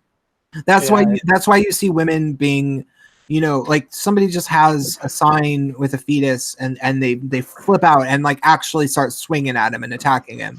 And it's like, yeah, because you're remembering the fact that you had one of those and you killed it. I totally agree. Yeah, when there was that guy, who everybody calls Cuck Norris, right? The guy who like kicked that chick in the face. Like I remember people like on my social media were like, "Oh, haha, this is awesome! I'm gonna watch this on a loop. LOL, this guy's awesome." And I'm just like, "How do you celebrate this? This is like, it's just so dumb." I don't think he kicked her in the face. I think it was more in the, you know, like upper body. He was trying to, because I don't think it was by her face, but maybe it was. Yeah, he kicked pretty high though. Yeah. Maybe that was why I was impressed. He kicked pretty high. Yeah. I don't know. I really am starting to come around and think that I am philosophically pro-life, and it's very strange to have that realization. You know, the women in my life in the far left did everything they could to fight me on that, and to fight me from even potentially considering whether or not I was pro-life. I was always bullied into believing I was pro-choice by just the insane women that I knew who had the type of reactions that you were kind of describing. And I never got the opportunity to even think about it. Like if I was even showing interest in thinking about the morality of killing an unborn child, they would freak out on me for even considering it. And so I always just sort of felt like it just had to be, you know, their body, their choice. But it's like, well, it's not really your body. You have something within you that's a human organism, and that's the problem. Like I've heard that supposedly being pro-choice is an entirely libertarian position, because you have to first violate somebody else's private body to terminate a baby. But it's like, okay, that can't be universal. Like that can't be like entirely all that common, because it's also saying that their child doesn't matter. And there's no real way of justifying that. Like ultimately, when you're saying that a woman has the permission, like when women have been raised for multiple generations to feel as if they are entitled to kill their own offspring, it changes them in this very profound way, which is honestly, I think, the root of why leftist and feminist women are just so completely entitled, insufferable, think that the world revolves around them, thinks that they can order everybody around. Like, I think that it really has to do with that, learning as soon as they really learn about sex, that they can have it and then terminate their own unborn child, because they're women. Men don't have anything like that. Like, think about control over life and death. Yeah, think about what that means on an internal, like, worldview shaping way to women, to realize that they have a power because of their gender, exclusive to their gender in that way. Well, it's funny because it's where the feminists go really hardline, like bioessentialist, without realizing it. They say, well, of course women have more rights that way. But then, of course, if you follow it to its logical conclusion, then you have to either give women more responsibility or give men more rights if you're going to be pro-equality. Yeah. But I also just wanted to mention on the libertarian angle, the way that it gets depicted is they say that the fetus is basically living rent-free in the woman, and that therefore she's the landlord and she has the right to evict the fetus. And I'm a little bit sympathetic to the argument. The only problem is that the way an abortion happens is they have to kill it before removing it. But Yes. if in theory you could, have an abortion that doesn't kill the fetus, because like technically to abort would be to just remove it, right? You could remove it, stick into an artificial womb, and then just like grow it outside of the woman, which like I could probably see in the future that might be just how humans like have babies, is they just don't have the full term pregnancy. They just create the fetus and then just remove it and then grow it outside the womb where it's like safer. Yeah. And then they end up being like total psychopaths because they don't have like human contact in the womb. But whatever, we'll bridge that when we get there. The first generation will be a little bit touch and go. It'll be a little bit on edge, but we'll see what happens. I'm very transhumanist in that way. Like, oh, whatever. But that's the distinction, right? Is you don't get to like murder someone and drag their body out in order to evict them. Yeah, I want to point out that I say I'm philosophically pro-life, but it's not it's not entirely my political views. I very much believe that we should use Supreme Court rulings as precedent to control, because if we throw that away, then we're screwed. But I wouldn't at all care if Roe v. Wade was overthrown. I don't give a crap about that. It's just like, yeah. And the state of Alabama, I don't agree with trying to force a woman to carry to term a child of rape or incest, though it is going to be hard to prove if it was rape or incest. I feel like there's going to be a lot of liars, so I don't know how to deal with that situation. But what I will say is that it's not even an abortion ban. It's just an abortion ban after the first 5 weeks. Like it's abortion ban. You can't have an abortion if your baby has a heartbeat. So what that means is like, just make sure you get your pregnancy tests and make sure that you're on top of it. Like, that's not like having a 5-week window to figure out if you're pregnant before you terminate it. That's not anti-abortion. That's just a little bit more responsibility for the women.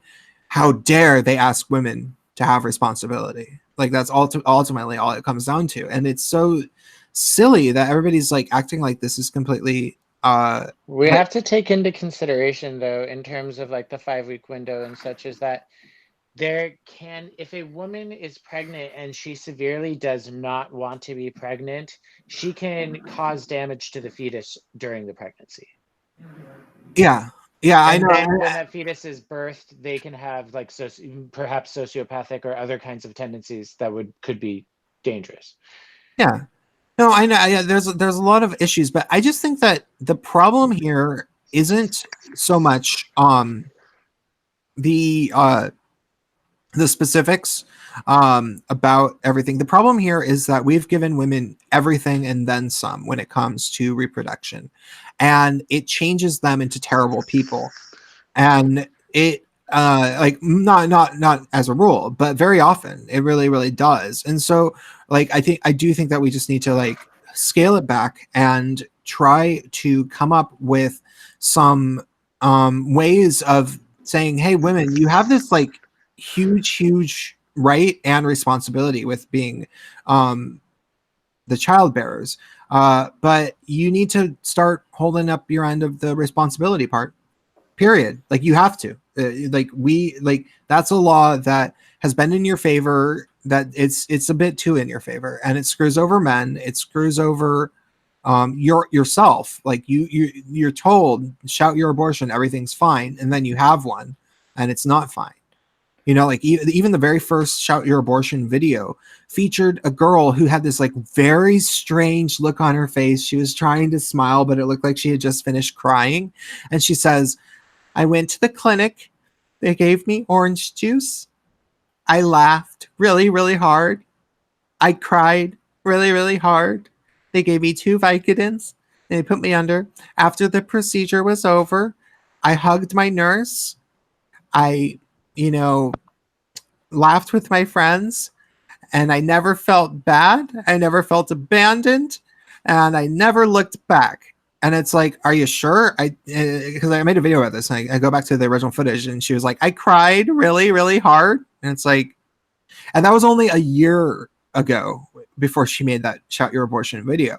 So it's like, this is messing with women's heads. It's not just an issue of, the child, the unborn child. It's the issue of like, you're telling women something that is actually going to make them deeply sad, and you're acting like it's totally fine. And I don't think that that's okay.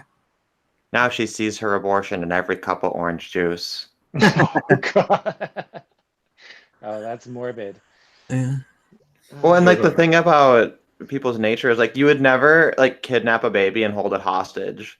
But that's kind of what a lot of people are doing, right? Is they're saying, oh, well, I'll just find a way to kill it. I'll just drink and then I'll fall or whatever. And it's like, dude, like. Huh. Right, and that just actually reinforces Prince's point more into the derangement that is occurring. Yeah. Yeah, like it's also, it's not helping anyone either, right? Because most people who are pro-choice, they won't say like it's a good thing. Like most of them are pretty even-handed about it. They'll be like, no, I personally don't think it's a good thing. I personally wouldn't, try to like encourage someone to do that. But not all. There is plenty but of hashtag women. Not all. Hashtag not No, all. I mean this for a reason. Like I have known women who are pro-abortion. Like the shout your abortion crowd is pro-abortion, and they're from my city. They're insufferable. They're insane. And yeah, the abortion pride movement. Yeah, it's weird. And if they didn't even take it that far, I probably would have never thought about it so much. But it's like when it gets to the point where they're like, we're proud of this, and it's like, no, that is overcompensation. Like that's a weird psychological reaction of that. You're so not proud of this that you've turned insane.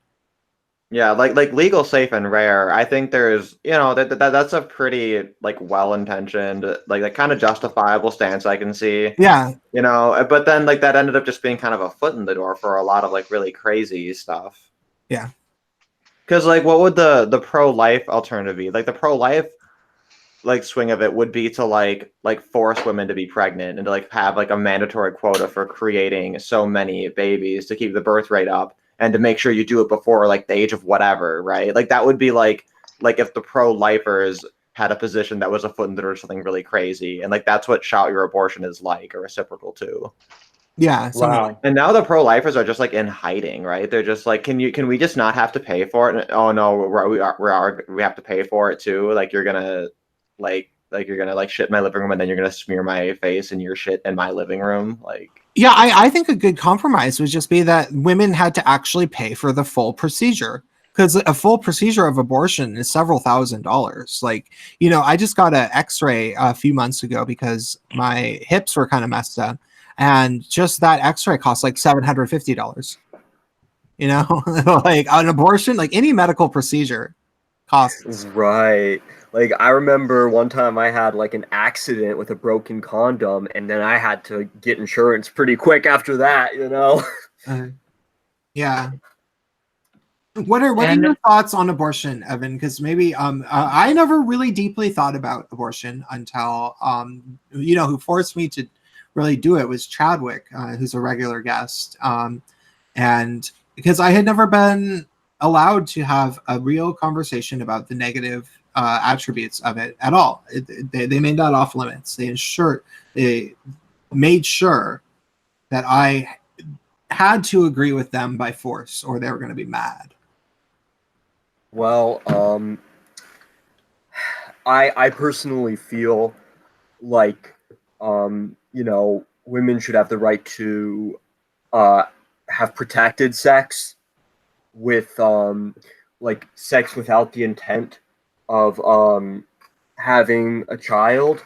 Like so I disagree with the idea that women can have sex and you know, not be forced to have a child or feel like they shouldn't be forced to have a child, but at the same time I think that if a woman has maybe unprotected sex and it gets her pregnant and that was not her intention, that you know, I do think that she may have to be more accountable for that decision. Mhm. Yet in terms of, you know, I mentioned, you know, broken condoms, maybe that's more of like a shade of gray, like, oh, it was an accident, you know. But well, yeah, but there's also morning after pills for that. true. And you know, look, I don't know a lot about chicks. I really don't. Mhm. I'm sorry. I don't care to know. Yeah. One of the things that MRAs bring up a lot, and you know, we are gay MRAs, and so we've learned about these issues, is the idea of fathers' rights, and that the notion that fathers have no rights when it comes to pregnancy and carrying the baby. They like, if a guy gets a woman pregnant, all of the rights, all of his rights are given to the mother, and so you know, he will lose in court in terms of getting what he wants if he has to fight for it. He will have to finance the baby. There's no way of him, you know, like women can get an abortion, they can give it up for adoption. There's so many different ways of women getting out of being a mother. Men cannot get out, to the point where, you know, there's cases of women having to say who the father was, but they don't know, claiming it was one guy and it's not even, and then he still has to pay child support. Crap like that. And so one of, you know, like before I even would want to deal with abortion, I think that the most appropriate thing would be to give fathers some rights. Like a father would maybe, let's just say a father has up to 6 months after the baby is born to decide if he actually wants to be the father, and whether or not he wants to skip out entirely in the way that a woman could if she adopted the baby away. And then I feel like women would have a little bit more care about, you know, I mean, it would lead to more abortions probably, but I think it would also lead to a lot of women being just more careful. So does that make sense to you? Yes. And I think that, you know, there are always going to be people who are, you know, trying to cheat the system and who are trying to be devious. And, you know, we as a society should have no respect for this. So I do believe that we should be trying to create our systems to prevent people from using the system, and taking advantage of situations and people. If that is an appropriate answer. Yeah. Sure. By the way, which city do you live in? Because one of our regular audience members, who actually has a wrench, it lives in, I believe, like the Miami area. I actually am in the Tampa area. Okay. Yes. It's kind of like maybe like an hour north or so. Okay. Not exactly Tampa, but kind of the Tampa general area. Yeah, so kind of like north central Nature Coast area. Evan, to build off your point, there are obviously always abuses for these kinds of things, and one of the current issues is we're talking about people who don't want to pay, right? Don't want to use taxpayers' dollars to support something they don't believe in, like abortion, and then additionally realizing that organizations like Planned Parenthood regularly donate large sums of money to politicians supporting different political agendas. And so not only is taxpayer money going to support abortions, but it's also going to support lobbying. Right. I do feel that taxpayer money supporting lobbying under almost like basically any circumstances is highly inappropriate. And so when they talk about defunding Planned Parenthood, that point is the point that gets buried in most of the conversation, right? All the conversations about abortion, but not about the shady lobbying that's going on. Uh-huh.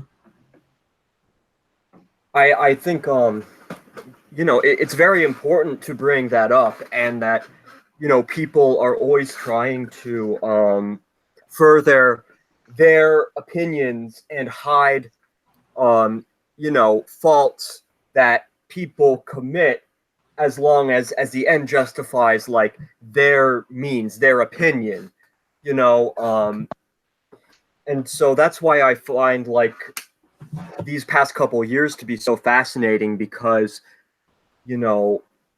we see so much shadiness coming out into the open, but at the same time there are situations where you can defend people that you disagree with because it's shadiness being exposed on all sides, kind of, depending on what you choose to listen to and who you associate with. Mm-hmm.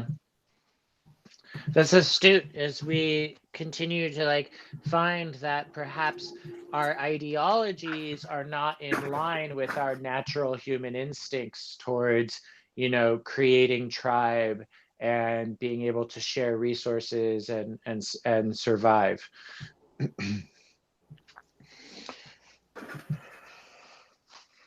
That's really, really complicated and deep, actually. I can't even begin to think about that. Like, I'm gonna have to be thinking about that tonight. Sorry, I was away from the computer for a second. Had to fill up my water jug. So, we're heading towards the end of 2 hours. Let's talk about some stuff. What are your? I'm going to sort of direct this at Evan, but I want to, hear from everybody. What are our immediate hopes for the summer?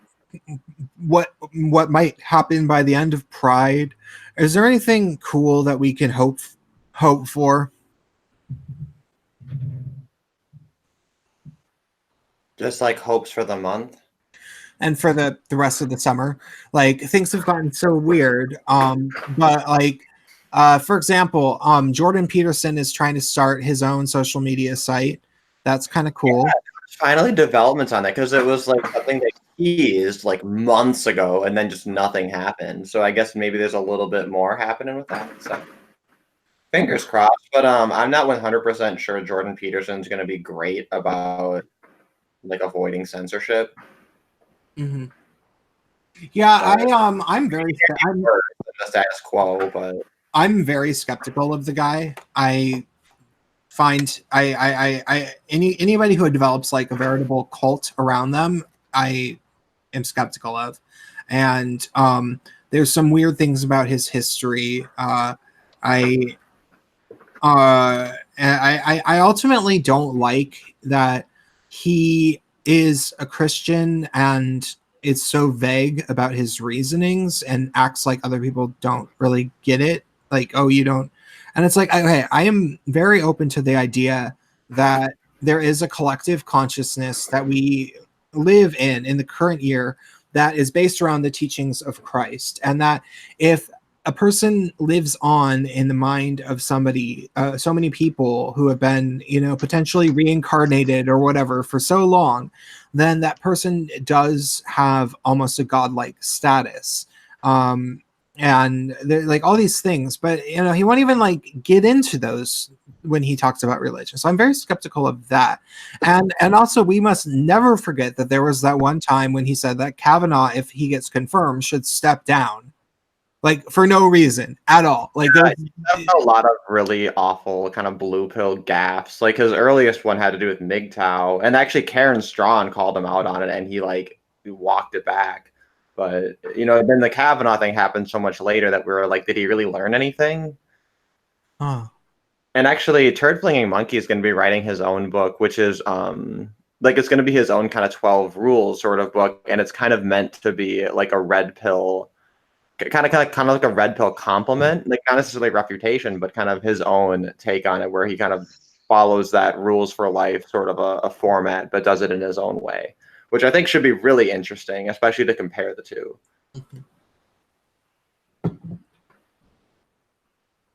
So, I Just gave.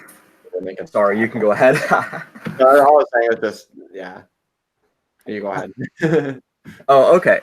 I was just thinking about the question that Prince had, which was like, my hopes and thoughts for the month and for Pride. And this might seem kind of basic, but I'm kind of branching off of Lordy's personal experience in San Francisco during Pride, because I've actually never been to San Francisco, and I am pretty interested in what goes on there. And I think that like we should kind of learn from that, and like we should, as like a nation, kind of like ditch the Pride events and just have our own like personal, get-togethers. Whether we like, if you're not part of the LGBTQ community, you can like ask someone who's like a gay male, what they think about something, or like just have conversations and discussions, and like just don't be afraid to ask any questions. And maybe people who are allies could have their own ally parties, but not having to do with all that corporate crap that they put in our faces, and have like minority disabled people as poster children for. I don't know if I'm coming across coherently here, but that was kind of my idea. I don't know if it sounds kind of like stupid or not, but hey, that's what I was thinking. It's a lovely idea to bring up Pride Month as an opportunity for people to encourage people to speak more about their experiences, and encouraging this month, especially encouraging people to be more open to talking to their to other gay people within their communities. I think that's a beautiful movement to encourage us. Like, Pride Month is not just about partying or getting really drunk at some corporate event or politically driven event, but actually about acknowledging that there are gay people around us all the time that we're not connecting with, but we probably have something in common that with them, and we can find out what that is during the month of Pride. Yeah, like I just wish people were more like willing to just be like, hey, I haven't talked to this person who I know is a gay male in 3 years. Why don't I give him a call, ask how he's doing, ask what his experiences are. And I'm not trying to like force like that whole like, you know, kind of feminist thing of like, let me tell you about my experiences and you're going to have to hear this, you know, more like, you know, just asking each other questions and asking how we've been doing and, you know, just kind of like, you know, talking. Yeah, I legitimately think that if people took the time to talk to gay men, voice to voice, you know, and just ask them, like people who watch my channel, for example, just be like, hey, so there's this Prince of Queens guy, and he talks about the LGBT community, and his friends do too, and he says that, you know, especially white gay men are but gay men in general are just kind of left out and they're treated poorly and, you know, silenced a lot. Bring up, you know, the things that I say, like ask them, is this true in your experience? And you'll probably, I would say with most guys, but you'll probably get some amount of like resistance to say their truth, but eventually you can get them to say, well, yeah, I've noticed that, because everybody's experienced it. And either they have Stockholm syndrome, they avoid the situations, or they just internalize. The internalization is the Stockholm syndrome, or they fight back and talk about it. There's very few people who actively fight back. But I think that if people got a chance to talk to their gay male friends in voice to voice, where you can really hear how they actually feel, it would be productive to find out that every guy has experienced this. Exactly. Yeah, like, I think that's great. I think there's a lot there, and it can be very good and constructive. I do think though that one thing that always needs to be said is like, but I don't care if people don't want to do that. You know, like if people are just like, you know what, I want to not have rainbows in my face for a whole month. Like I'm like, yeah, like I don't either. Like I think it's like I don't think that there should be a month. Like it's ridiculous. Well, but maybe we should change it to like the "How are you actually doing?" month. Yeah, like, I know, Right, right? and maybe the rainbow is so just I a guess that just sign be that the I'm. whole year of like, hey, like just remember people exist. You know what I mean? It's Well, kind of like so like what it is, Pride now is like you're happy, everything is great, you have this celebration, you have all your rights, and it's like, wait, but maybe we're not so happy. Maybe we're not so proud. Maybe we're actually being we feel great shame because that's what the LGBTQ does to us. And so maybe straight allies and stuff should try to check in with their gay friends and ask them about that. yeah, well, and I guess they should. At the same time, I don't feel like gays are owed that, if that makes sense. I'm not saying anybody owes anybody anything. I'm just suggesting a fucking thing. What Okay, if no, the rainbow flag? Wait. What if the rainbow flag was not a gay symbol, but it was a symbol that allies could use to let gay people know that they're open to talking about it? No. I think what I'm saying is that people should do something that is like, Not a bad idea. I think that people should do something that is overtly the opposite of Pride. Like Pride is seen as one thing, it's corporate, it's packaged, it hates men, you know, like these things that it's become. I'm thinking that as like, if you want to do something productive, if you want to be involved in some sort of thing that would like actually maybe show some sort of like legitimate allying, you nix Pride, and defy it and say, wait, what if you actually are feeling shame? I'm here for you. And that is a suggestion. I'm not fucking forcing anybody to do goddamn anything. I mean, shit, you know, if you want to get drunk as fuck and go from, like, you know, your suburban convenience to, like, San Francisco and get drunk off your ass and be at that corporate thing, go ahead. But I'm just saying, like, maybe if more people ditched it, that would be cool. You know, everybody just do themselves, you know? Yeah. Maybe what we should do is, so it's the 16th, right? It's the 15th or 6th. So we're at the halfway point of Pride Month. I think the second half should be the shame half. So now we're in shame month. So now we get to. Well, there is a crazy SJW, like really racist SJW group in San Francisco called Gay Shame, and I want to be their friend. No.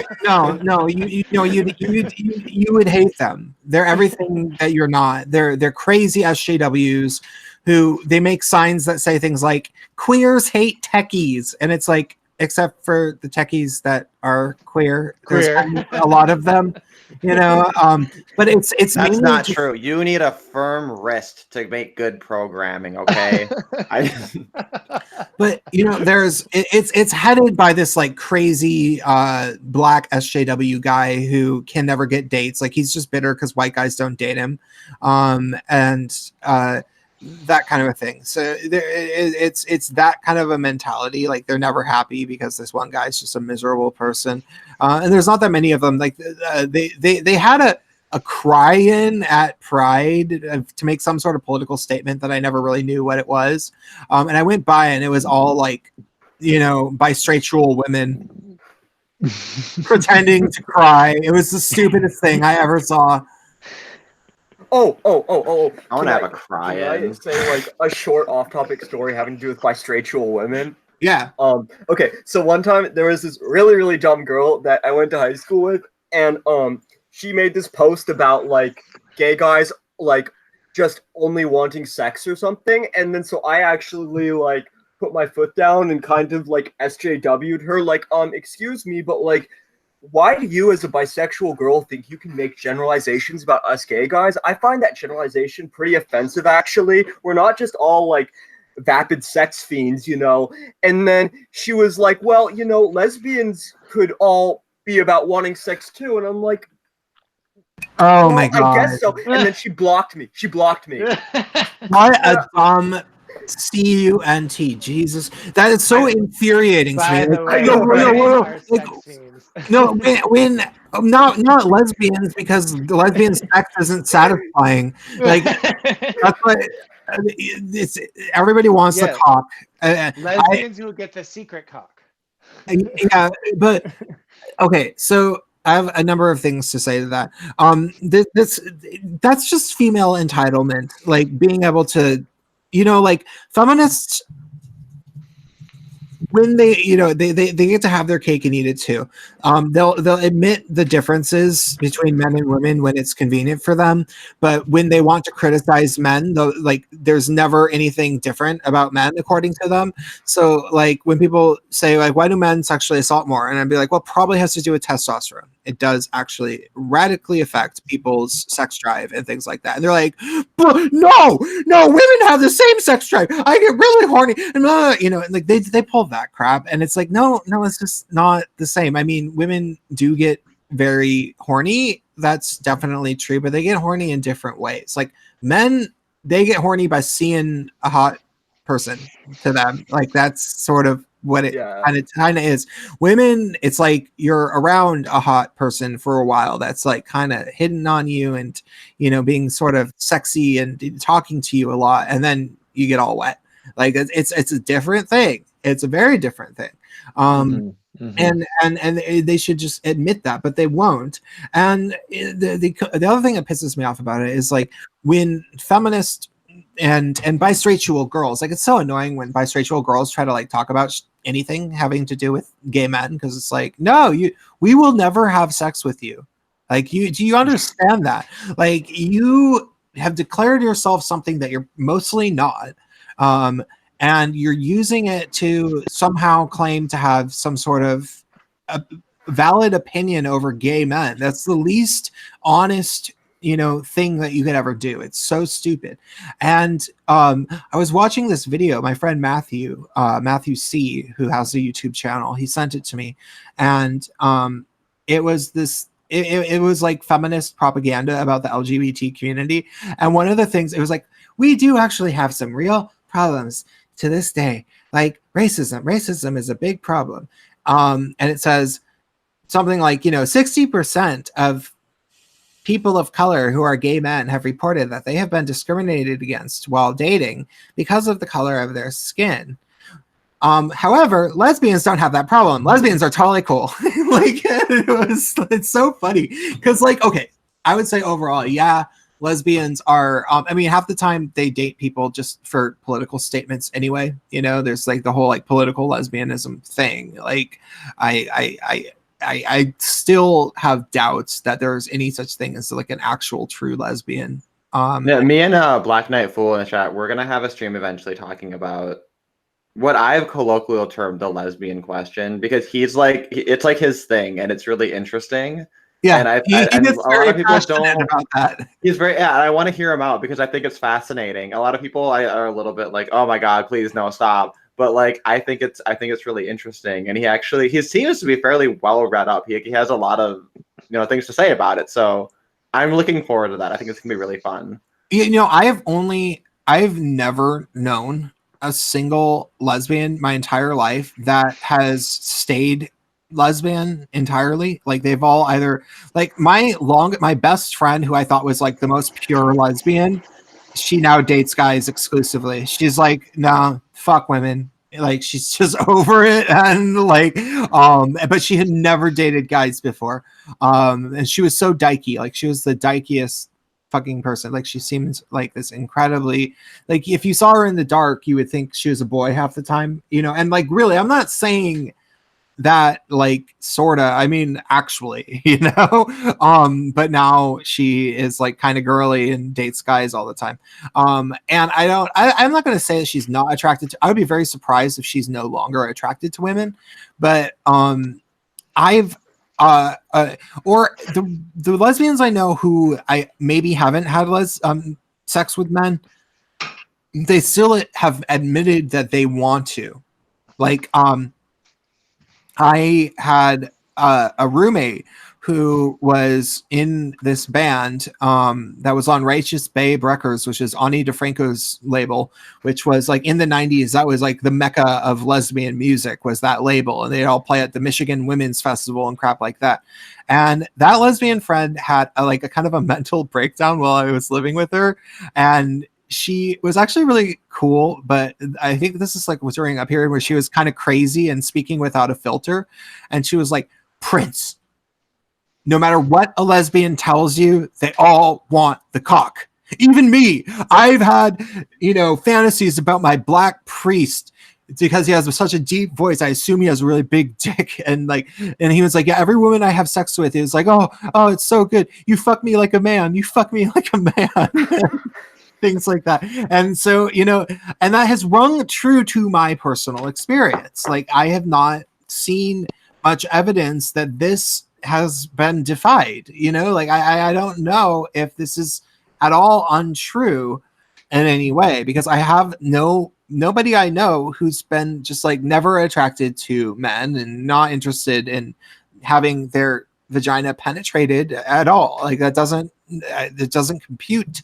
There's no evidence of that for me. And if anybody has known a lot of lesbians, it's me. And so yeah, it's very strange. And there's no biological evidence in the animal kingdom of lesbianism. So the lesbian question, are lesbians even real? That is a valid question, and it's unfortunate that it is, but it is. And so yeah, it's definitely something that's worth discussing, and I refuse to take a hardline stance about it. But I mean, gay men are real. Like guys who would cry if they somehow penetrated a vagina are real. But yeah, I don't know how many times a woman who claims to have never had a man ever say no to her has tried to seduce me, and I've stood there completely unaware of what's going on until 10 minutes later. I had when I was 19 and I was very cute, I went to a strip club with my friend who was a fat lesbian for her birthday, and there was almost no one there because it was during the daytime. And so the stripper who my friend thought was the hottest one, she came out and danced to a Sweet Child of Mine by Guns N' Roses. I went to the bathroom or something, and her and the hot stripper came up to my friend and was like, your friend is gay, huh? And she was like, yeah. And she was like, oh, BS, I'm gonna turn him. So she was this hot chick, and she was gonna give me a lap dance, and I was like, and my friend was like, yeah, you have to do it. And I was like, okay. So I did. And there's like a rule in Washington state where strippers have to stay away. Like when they give lap dances, they can't get within 3 feet of the people, which is like, it's not a lap dance, you know? But you know, that's a field of vision dance. Yeah, but that's grinding all over your field of vision. Yeah, but that's what happens when your state is dominated by feminists. It becomes anti-sex because very Puritan. Yeah. Yeah, I mean they'll shame slut shaming. You know, like you're not allowed to criticize women who have sex, but men are never allowed to have even sexual thoughts if on their watch. You know, so the woman came, but she straddled my. You know, like it was an armchair. She got her knees were on both sides of the armchair facing her butt to me, like her vagina is like totally exposed. And so I was like, I kind of put my hand up to sort of like touch a little and I was like, can I touch it? Because I wanted to try, you know. And she was like, yeah, but don't get your finger stuck, was her response. And so I tried, and I was like, it was like touching trying to touch a magnet that is the wrong end. Like it was like, yeah, like I could only touch the edges because I was scared. I couldn't do it. I wanted to, like, I actually wanted to. So and the funny thing about that, I told that story on my channel a few years ago, and right after I got demonetized, some people came and I guess they've been scanning my videos, reporting everything. You know, and that was deemed age restricted, even though there's no photos at all. It's just me telling that story. And I think that's well, to be fair, you do tell a lot of stories that like deserve to be adult only. I suppose. Most of them are about tongue punch in the fart box, but there's that one too. No, but I don't get that really. Like to me, I don't know. Like it's all just kind of flesh. Like to me, it's all just like silly. Like I don't take it anything very seriously. So the idea of just like a physical repulsion, I don't know, that doesn't bother me so much. So I guess that probably puts me a little bit further down the Kinsey scale. How close have you come then? Oh, well, no. The most I've had was when I was like in middle school. I was a good Christian boy, so I actually dated girls to try to like turn myself straight. I tried to like Mike Pence myself by exposure to girls, which is a terrible thing to do. Like you shouldn't do that to people. You shouldn't like use them as a means to your end to try to like fix yourself. Oh, fix yourself. Oh God. Yeah, like I'd say that's probably like the worst thing I've done as a person. But I mean, you know, but that's like kind of like juvenile stuff, and then I didn't really. Like since being an adult, I haven't really like tried anything with women because it's like, what's the point? You just get fucking me too'd. Oh my god, we went the entire stream without swearing, and then I messed it up at the very end. No, we've sworn. Oh, did we? Okay. Yeah, and we can swear because my channel. You're demonetized, so it doesn't matter. Yeah, but we can't say offensive things, like things that are like actually maybe my channel will get like I'll get a strike or whatever, because they're on the lookout. They're trying. They want me silenced entirely. I have haters. I mean, I guess when you start telling the truth about LGBT history and stuff, like my video about Sylvia Rivera, the one that's called Sylvia Rivera, the feminist in quotes, history of a gay Stonewall icon. It's all about how like she's not actually a feminist. She didn't like feminists. She spoke out about, you know, a number of things. I put audio in her video of her, but one of it was from like 1972 or something. The other was from like 1991. Somehow they reported that as a copyright strike. It worked, and they didn't even tell me which part. Like I can't even see which part was the supposed copyright. And if I knew, I would maybe like make a re-edit of it and, you know, put little like placemakers where I, you know, just it would be black for a second. I'd be like, and then it should start, you know, and then. So it's 28 seconds each time, so it wouldn't be picked up by anything. But it's really hard for me to believe that footage was actually copyrighted. Like And it was an excellent video, and of course, you know, it's sad that they wanted to do that because I watched that video and it was very well done. thank you. Well, and like copyright claims, if you dispute it, like in my experience, like I always win. And very often people who make copyright claims aren't even the owners of it. They just like Yeah, make that's frivolous what I'm claims. assuming it was, but I don't know which part it was. And so Sometimes they tell you, sometimes they actually give you the timestamp. Like normally they do. Normally they always do. I made my video. Yeah, but they Scratch and did. Smuggle Yes, Smuggle. but Yeah, what I'm because that was Netflix. It was proper Netflix complaining about what it. I am saying is that they didn't. So I don't know. Huh. And you couldn't dispute it? I theoretically can try, but it's hard when I use two different video clips and I don't know which one they're trying to say it was. And they're both longer than 30 And I seconds. guess like 30 seconds is if something's longer than 30 seconds, it could potentially be a violation. Like anything 30 seconds is fair use, but yeah, these are like over a minute. Well over. Well, and they really scare you, right? Because when you go into dispute a copyright claim, they tell you like if this is frivolous and it comes down not in your favor, you're gonna get a strike, right? And I think a lot of people are like they're just like, okay, whatever. Well, I think it's that you can't contest your next strike if you fail. So yeah, it sucks. You know, like they're coming after me because they know that they're lying, that they're telling people these untrue things that are damaging. You know, they're this anti-male, anti-white smear that inflicted upon the gay community, and it. I'm just correcting it factually. You know, like literally showing how this is a lie from the people that they're talking about, trying to, you know, they're giving more credit than the people. Wow, I think they call that journalism. Yeah. So it's really crazy, you know, that they're that dead set on trying to, because you know, there's people out there who, you know, like I'm not going to say there's like some sort of great overall conspiracy having to do with the Jews, but there is like the George Soroses, and there is the radical jihadists, and there is the communists, like the white male hating communists, and they do want to write white men out of history. And I don't know what they would do to us if they had the chance, you know, if they were going to be able to get away with just doing whatever they want to us is the best thing to say, just judging from how they act, you know.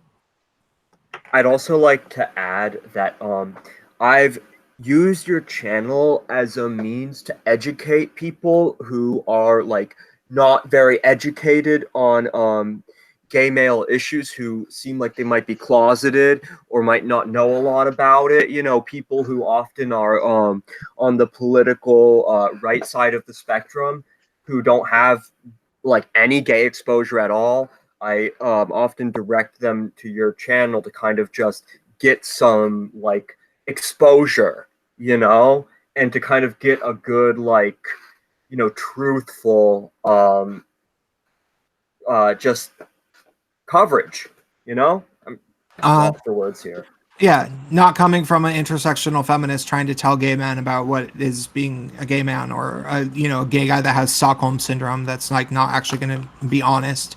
You'd be like, yeah, it's so terrible that gay guys, so many gay guys like only date white guys, and it's like you probably do, you know, like you know, is a person who might be like, you know, very religious, or be the only gay person, or might, you know, be questioning his sexuality and he doesn't know anybody who's gay at all, or someone who's like identifies as a Republican or something. Do they want to hear this crap from the SJWs, you know, and the feminists and all that shit, you know? Well, and I think what you're pointing out is that Prince actually wants to empower gay men and lift gay men up instead of like making them feel bad about themselves. Yeah, you know, and I guess I'm not gonna, you know, this might sound silly, you know, but it's like, I'm not saying that like, you know, everything that comes out of SJW's mouth is crap, you know, you can't say absolutes about groups of people in general, but I'm just saying that, like, you know, I think that Prince of Queens is just a great source for people who want to know about gay male culture and even just learn history, you know. thank you. I've learned a lot just since joining this program. Which Well, is and I why appreciate- y'all should be sending me some Streamlabs real quick while we're still on air. Oh, and that's right. I gave you a little bit because you are going to help me write my novella, which is going to change the world. Yeah, I'm gonna. My plan is to help you figure out how to write your outline and the importance of an outline, because that's what people generally have a problem with when they've never done it before. So See, the thing that I think you could really contribute though is if I'm actually trying to write bits of dialogue, I think you could help it be like less autistic. okay, yeah, dialogue is my specialty. And that's a reminder to everybody. I do offer writing, teaching, coaching, and even penning services. So, for a cheaper amount of money, we can chat for a while about a piece of writing that you have, and I will give very, very good feedback. I know my feedback is very good. It's an actual skill of mine that I developed through several years of being in small writing intensive classes, both at my high school, which was really great for writing because there wasn't that many students, and the writing teacher was really good that I had. And then at my college, which had no more than 15 kids per class, and it was basically just writing seminars where most of the time was spent critiquing each other's writing, even in classes that weren't specifically writing classes. So I've gotten very good. I've taught writing workshops and stuff, and I've been doing these things pretty regularly since I started offering that service, and I know I'm good at it. And then I also, if you have an idea, you have outlines, but you're just not a great writer or something, I can kind of ghostwrite it, pen it, or whatever, and write the thing for you, and it will be, so sort of. I don't want to say like my videos because text is different. You write something that's to be spoken quite differently, but I will say, most, if you look at one of my scripted videos and you enjoy how it's structured and it flows and you feel like it conveys information, well, I can get across your ideas that way. So if you want to, consider it, because some people do and they like it. They've come back for more. Yay. Okay, I think it's time to end this program. But it was wonderful. Thanks everybody for showing up, and Evan for being our special guest. Thanks for putting up with me. Oh, you were nothing to put up with. Evan, my politician crap, What did you say? Just me kind of being a politician, just kind of like, well, I think that dubiousness is bad and we should create systems to stop people from being dubious, those bastards. So thank you very much, and have a wonderful evening. Yeah, I was curious what Lordy said too. He says, I just said it's been a pleasure, Evan. Oh, thank you very much. It was a pleasure talking with you, Lordy. I just hope that I was, doing you guys justice, being the kind of person worthy of being on air and discussing things with. Sure, you were. Okay. We're pretty casual, so it's Yeah. I'm going to end the stream now. Thanks everybody for showing up. Think about donations, and bye-bye.